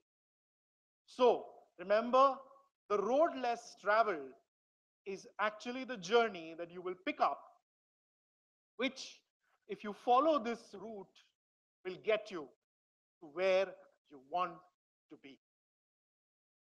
So I'm going to talk about a pitch. We all do this for a living. Trust me, Vinod will tell you, and Ashutosh will tell you, and unfortunately Samir is not here, but we do this for a living. This is all that we do. Becho. Okay? The whole day, the whole life, the whole system, or the very format of our life is pitching. We are pitching to clients, we are pitching to employees, we are pitching to students. So I'm here selling myself. I'm selling myself shamelessly to you so that you believe that someday this is what you will do for a living and you'll continue to do it for the rest of your life. So, what is a pitch? What's got to do with your current life? Why are you here? Ask yourself this question. It's very important. Why do I need to know this now? Because this is what you will keep doing every single time, whether you're in sports, whether in media, whether in events, whether in any kind of communication, any people-to-people interaction, whether it is even to talk or propose to a girl or a boy, you need to pitch. If you've not pitched it right, you don't get the guy, you don't get the girl. Simple. So this is the fundamental rule of life. If you need pocket money, you need to pitch. If you need a new smartphone, you need to pitch. And you all know this bloody well, I'm sure. So how will it help cultivate my career? Every single process that you do in life will be a pitch, and therefore, if you follow these understandings of what a pitch means, you'll go much, much further. I've just got 10 minutes, so I'm going to rush through this a little bit. How do I focus to grab attention?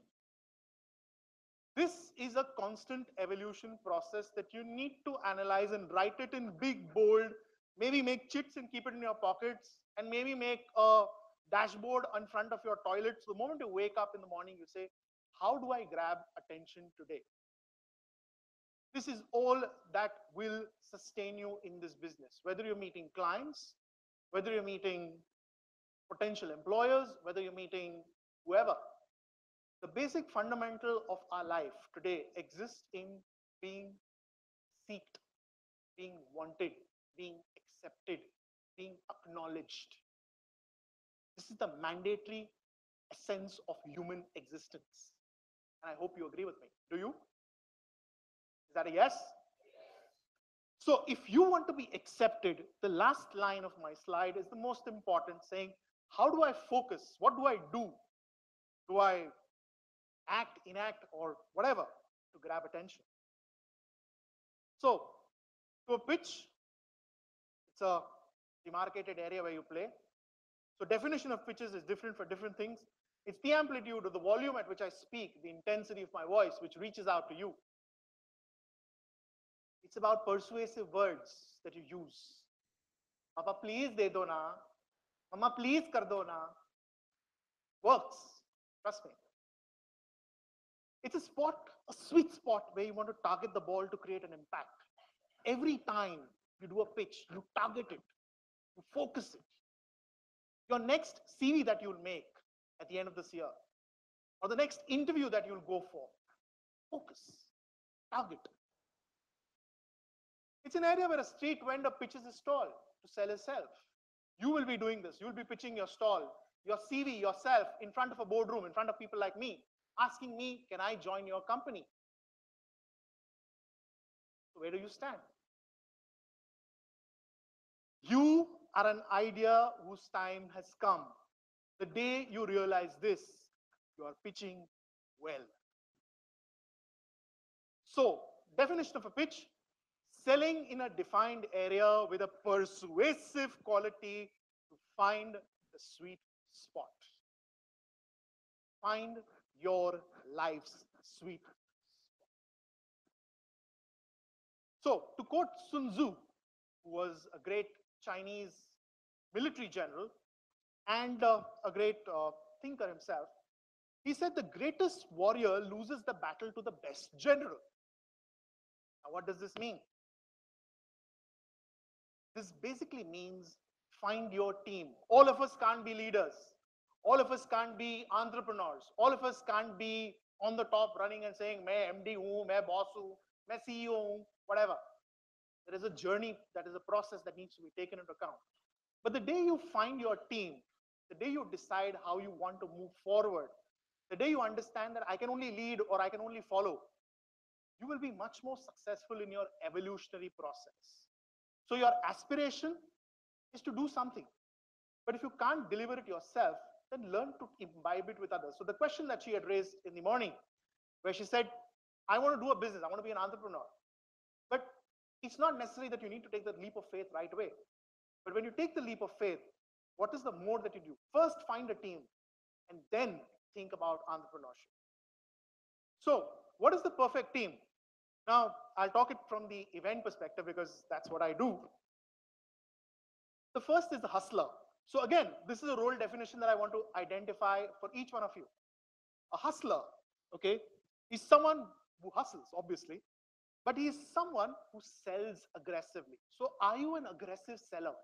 Are you the one who's demanding? Are you the one who says, I want it really bad and right now? So again, if I look at personality definition, each one has an intrinsic hidden personality. Are you aggressive about your wants and needs? Okay, so are you a hustler? Are you a geek? Are you a technologist? Are you into machinery? Are you into gadgets? Are you into saying, I can find a better way to communicate on a social platform? So are you a technologist? Are you an artist? Are you the eternal dreamer who will suddenly in this conversation while I'm talking to you, some people are in their own trip in life imagining a green pasture with white birds flying and a blue clouds in the mountain. So what are you? So hustler, geek, artist. Now these are typical classifications that I can give you which will inspire a great team. The business that we do, the business of entertainment that we do, requires these fundamental valuations. So at the beginning of this course, when I say an orientation, try and orient yourself into a role play, which says that from this I can move forward. And that's where these categories come into play. Alan Moore, I don't know how many of you have read DC Comics, but if you followed the Batman journey or if you followed Superman, he was the man who created it. He said, governments fall, your belief doesn't. Now, what does that mean? It means believe in your dream. You've started this journey.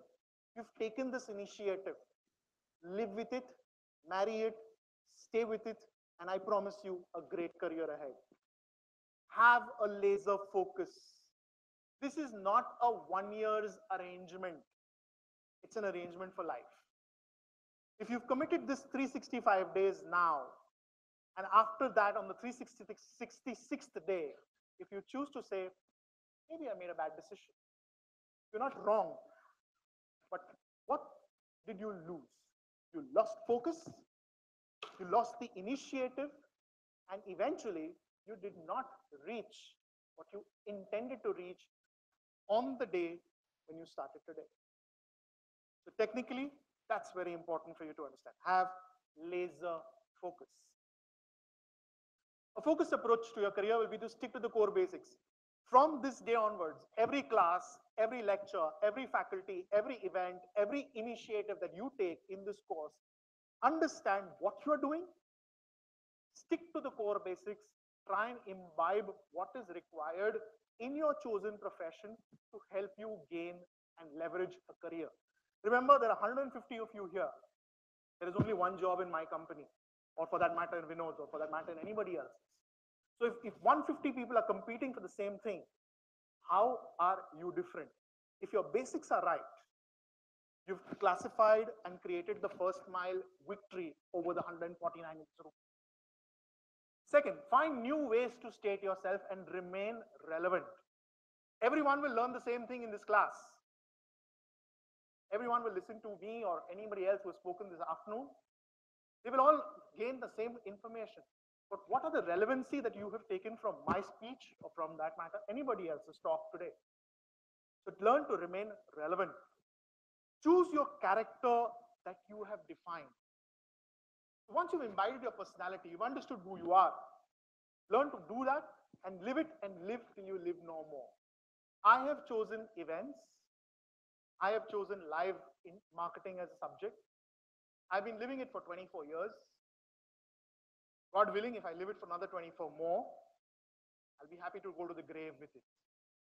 That's my dream. So, the face doesn't need a name.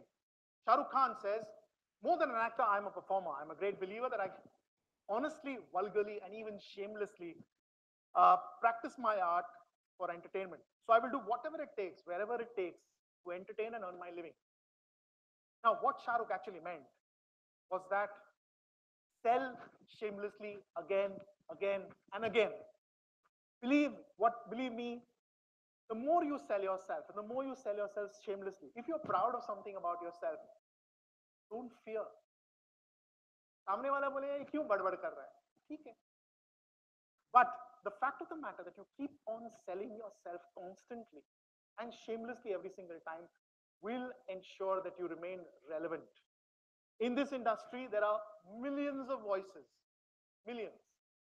Bombay alone has about 75,000 agencies not on record, unfortunately. Okay, but there are. In my own building, there are enough uncles and aunties who are doing birthday party specialists. Now, how are they relevant? Unless and until you remain shameless about what you are and what you do, you will not stay relevant. So, sell shamelessly again, and again. If you know you have something that's dear to you, if you believe that it will change the way the world sees you, sell it, pitch it shamelessly. Be honest. Shushma said this, Samir said it, and so also did Ashutosh say it today. Be honest to yourself. Integrity is one of the biggest virtue that you can bring on the table today for anyone who wants to get into the business of communication. If you don't have integrity, if you don't believe in being honest to yourself first, honest to your enterprise, and thirdly, honest to your client, you will not survive in this industry. So learn to be passionately honest about everything that you do. Roshan is a very good friend and a great peer and a great mentor, okay? So he's younger than me by about 2 years. He says very clearly, don't compete, don't collaborate, collaborate. What does this term mean? Very interesting thought, and I must say that he's come up with this word and I give due credit to him. Collaboration is not about competition, it's not about collaboration, it's about understanding synergies between you and the others. In this class, today is your first meeting, you hardly know anybody. But as you go along this year, you will discover talents in many people around you who are exceedingly better than you are in a certain chosen field. How do you collaborate and come together? So if you are looking at this course as an entrepreneurial extension of your life, then you need to find those three people.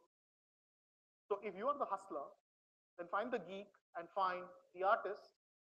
And if you are the geek, then find the hustler and find the artist. And you can have a company the day you pass out of this college. Find your team. So therefore, collaborate, not compete.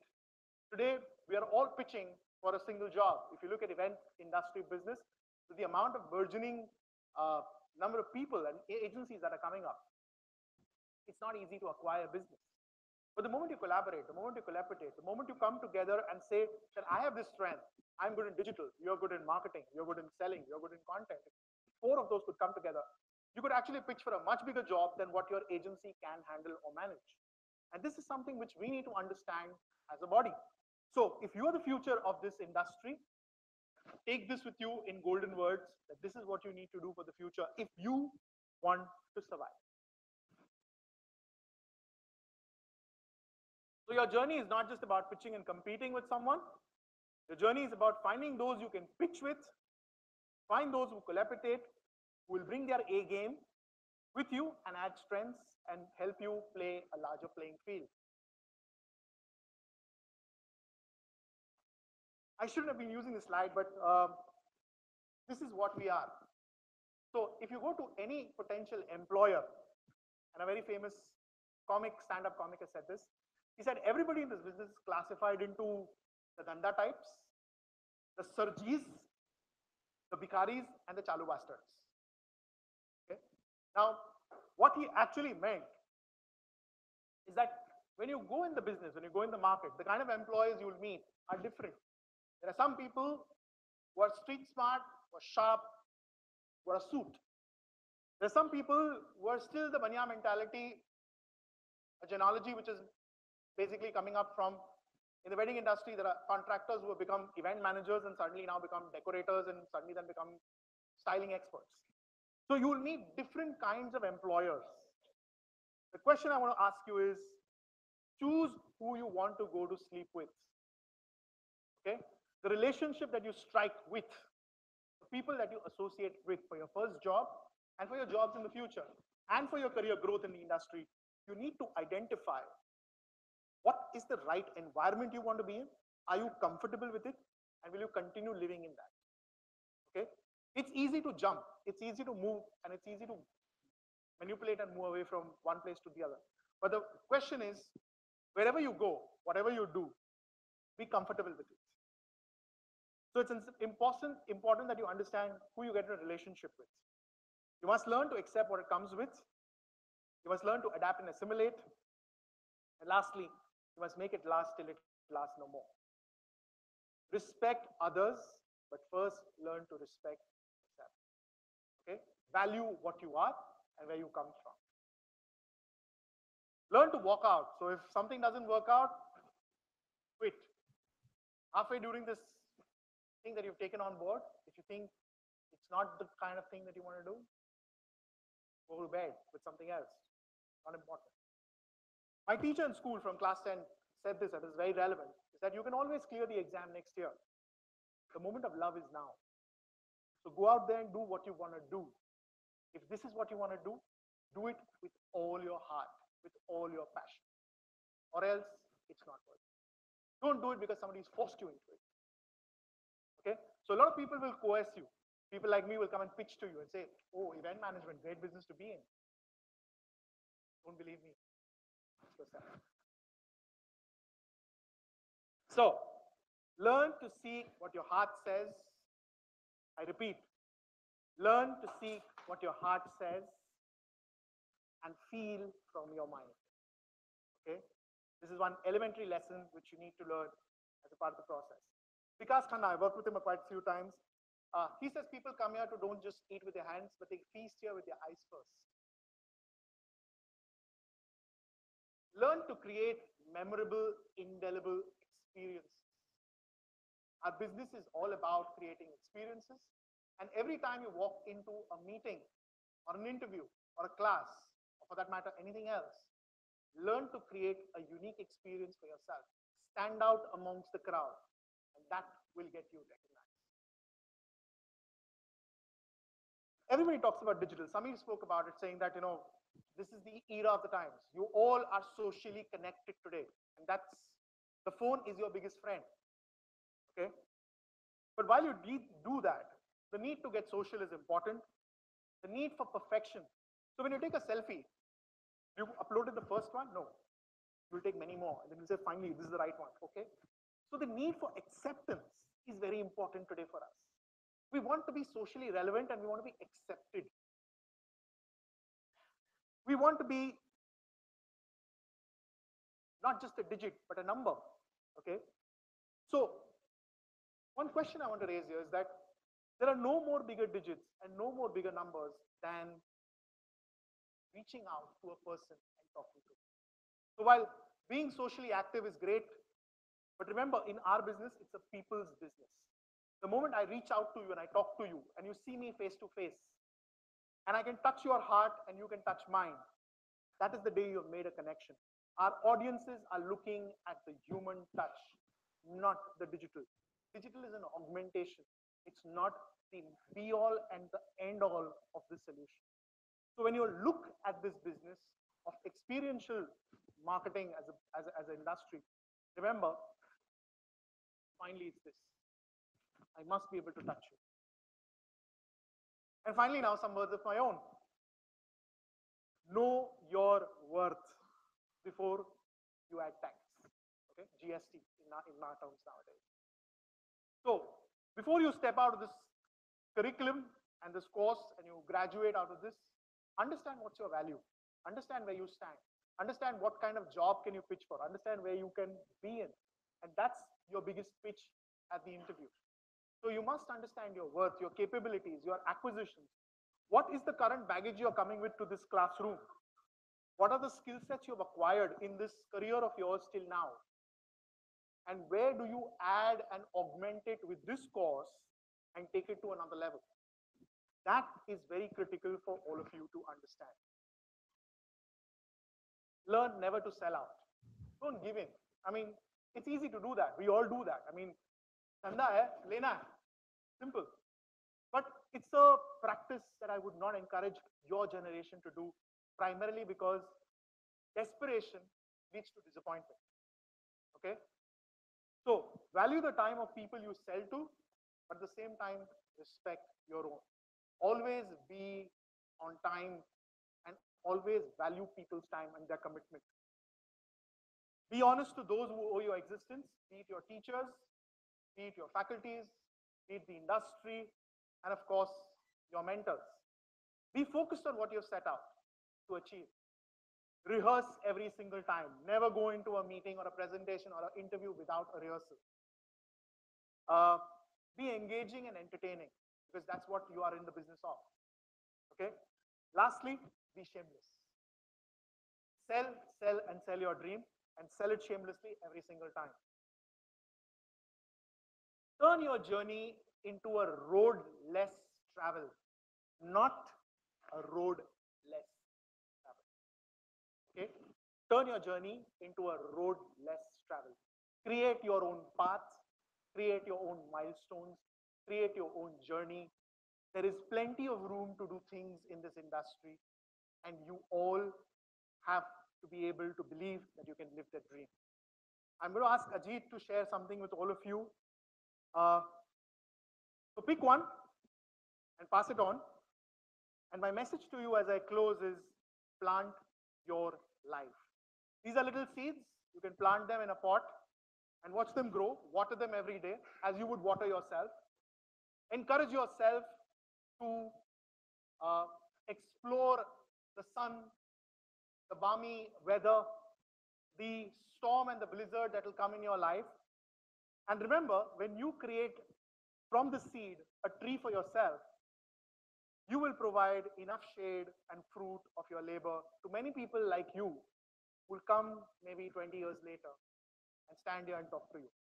So thank you. May God be with you, and the details always. Thank you. Any questions?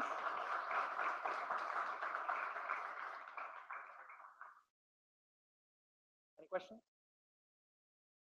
None? All right.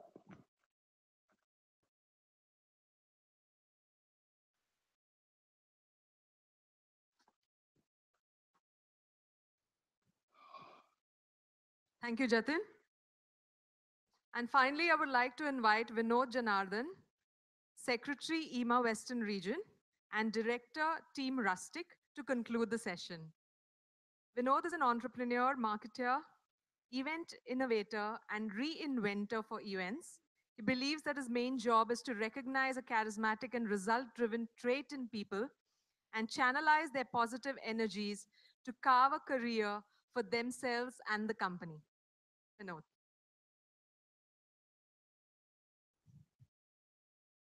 Thank you. Thank you for those lies, Preeta. Okay, good afternoon. I know I'm standing between you and the lunch or whatever we have next door. I'm here to tell you that, like all my friends who spoke before we began, uh, that this is a great industry to be in. This is the right place, this is the right career that you chose, and there's no door that shuts after this. This is the place, and this is the takeoff mode. So definitely you did a great job on that one. Going forward, I'm here to tell you about an association, which is EMA. So two agendas. One is to tell you about EMA, which is the Event and Entertainment Association, Management Association. Our job is as a body to get people like you and all the companies that are there to be together so that we can work together for the benefit of you and for the industry. This is an asset industry. The association as such is in the 10th year. This is the 10th year. And this industry is also very nascent. So we all need to work together. And that is the reason why I invite all of you to join up with the association as students too. And as you grow up, you'll probably join up with the company. The second agenda that I have is to take on questions because I think you all will have a lot of questions. And I'm going to take all questions only in Hindi and maybe Marathi also, because we missed an opportunity to do such a great event, which is day after tomorrow, 9th, the Maratha movement. No event agency was called to handle it. So that is really poor pitch that we've been doing. Okay, so if you have any questions, shoot. And I'm here to answer. It could be some people asking me what's the salary that I'm going to get. Or it could be some people who's going to ask me, what am I supposed to choose in my life? Choose. It's okay. Don't have to feel bad. Go ahead. Or else I'm going to give Gyan.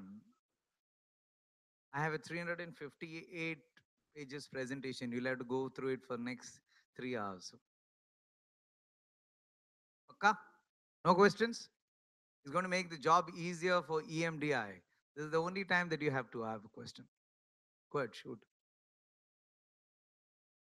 डर लग रहा है. Okay. Yes, please.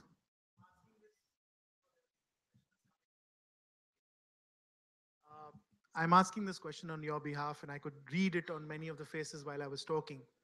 Uh, from a relevance point of view, we are always told, or rather, when a student goes up to for an interview, when he comes to me and asks me, "Sir, I have been to ABCD events. I have done hospitality. I have done client servicing. I was a shadow to the bride.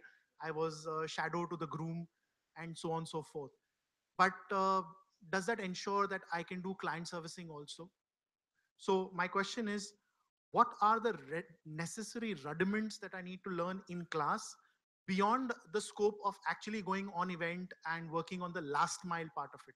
So what are the essential tools I need to acquire to make sure that my CV is strong enough to say that I was just not a last mile product, but a complete solution product which will enable myself to be in your agency?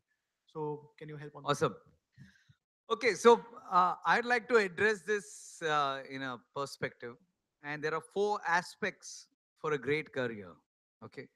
One is, I think what everyone has spoken about it, and I definitely want to tell you, I endorse what Jatin says.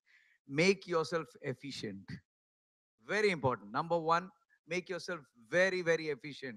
Make it so efficient, make it like the Japanese. They overproduce. They do the best in everything. So that's what it is. So make yourself efficient. Number two, check your X factor. Each one of you has got an X factor.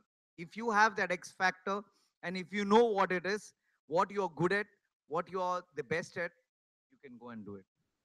The third one is some of us wear glasses, but have bifocal vision. Okay? There is always two sides to anything. So have an open heart. And whenever you have pressure, which I know a lot of us do, you know what do you have to do? Take a deep breath. Try. Just leave it aside. Okay? Revade. So it's all right. It's as easy as that. Just let it go. So whenever you have bifocal vision, look at it from two aspects and just let the pressure go. And you can always feel better on it. And last, and I think that's exactly what every speaker mentioned here, is seize your opportunity. Every time opportunity comes at you, faces you, seize it. It just knocks once or twice. It doesn't knock every day. So probably these four key aspects, if you look at it, then I think all that everybody kept saying about aim, aspire, and achieve is a goal that you can walk home with, and you can definitely win it. That's it. It's easy. So I would like to tell you all, thank you for coming here. This is a wrap. There's no gyan. The gyan happens now up ahead. You can go back. Some of you want to go and watch the movie, whichever you are planning, you can go. I know you're tensed. You need to go and talk to somebody, right? Yeah. And some of you have your appointments, and some of you definitely want to talk offline. We are available. But I'll tell you, this industry teaches you one thing. You can walk up there and talk to people. You can seize the moment and you can talk to. You don't have to be worried as to what people think about you. That's their problem. Okay? You need to think about what you think about yourself. That's what it is.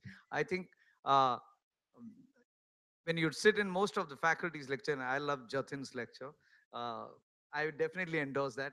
It's amazing the amount of hard work that the faculties will come up together and put up to make presentations and teach you in your various topics and various subjects.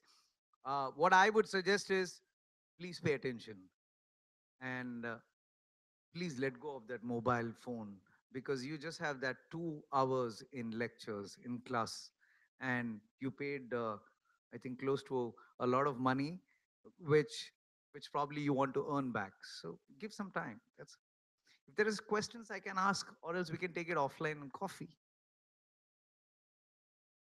Wow, finally. Thank you. Oh, you're going to ask me about my company?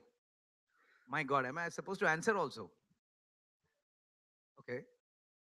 Team Rustic is the company. Team as in teamwork. Rustic means anything that is not urban. So we're an event agency. Just wanted to be different in the name.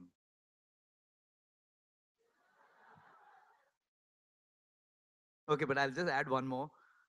It also means that anything that's not urban, and I definitely believe that, like I think Jatin put in all the slides, what I learned from there is that you need to be grounded. You need to be grounded when you start working. Okay, you cannot be flying all around the place. So that's why we put the name. Does that give you an answer? The pitch was good. Okay, anything else?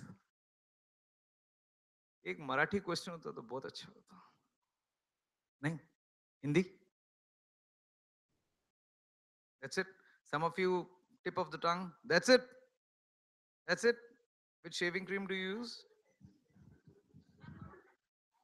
Oh, you're going to ask in it? Oh my God. All right. This is a test of time. कल का Maratha event ते काय आहे. All right. Okay, that Maratha event is for Marathas. They want a different place. It's a different ball game. It's It's part not out of our subject. It is out of. Oh, you want a Marathi? That is going to be tough. But me try karto nantar offline. I will answer that. Okay. Anything else that you'd like to know about the industry that you chose, be it sports or advertising or events? Anything I can ask. I can answer all the questions. And for the rest of them, I have an entire team of 4 people out there who can answer. Right? So that's a wrap. Thank you very much. Give yourself a huge round of applause. Right industry, right job,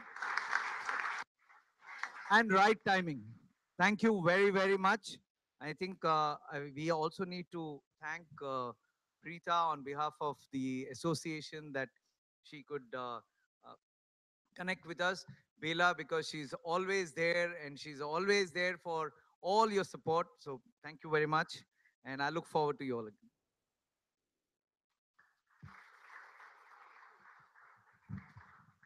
Thanks, Vinod. With this, we conclude our orientation session today. We hope all of you have gained from this session and are as excited to be a part of this industry as the industry is to welcome you all. On behalf of Greycells Education, I would like to thank all the speakers today and the members of EMA who made it here and look forward to their support over this academic year. This is just a beginning of a series of sessions and conversations that we propose to host with our industry partners to together shape some outstanding talent in the sports, advertising and PR and event management industry. Thank you very much. And now, please, the doors are open and you can have some refreshments. Thank you very much.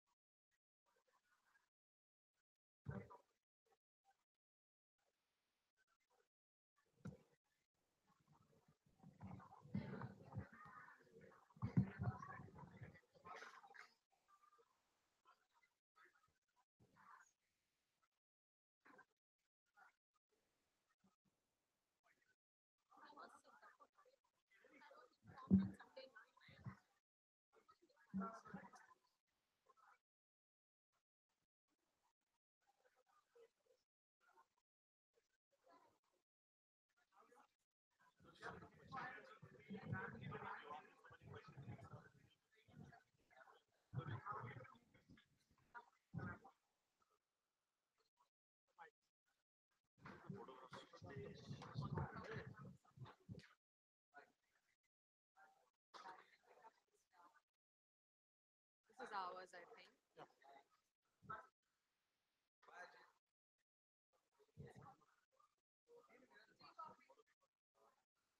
नहीं नहीं वैसे भी fast है.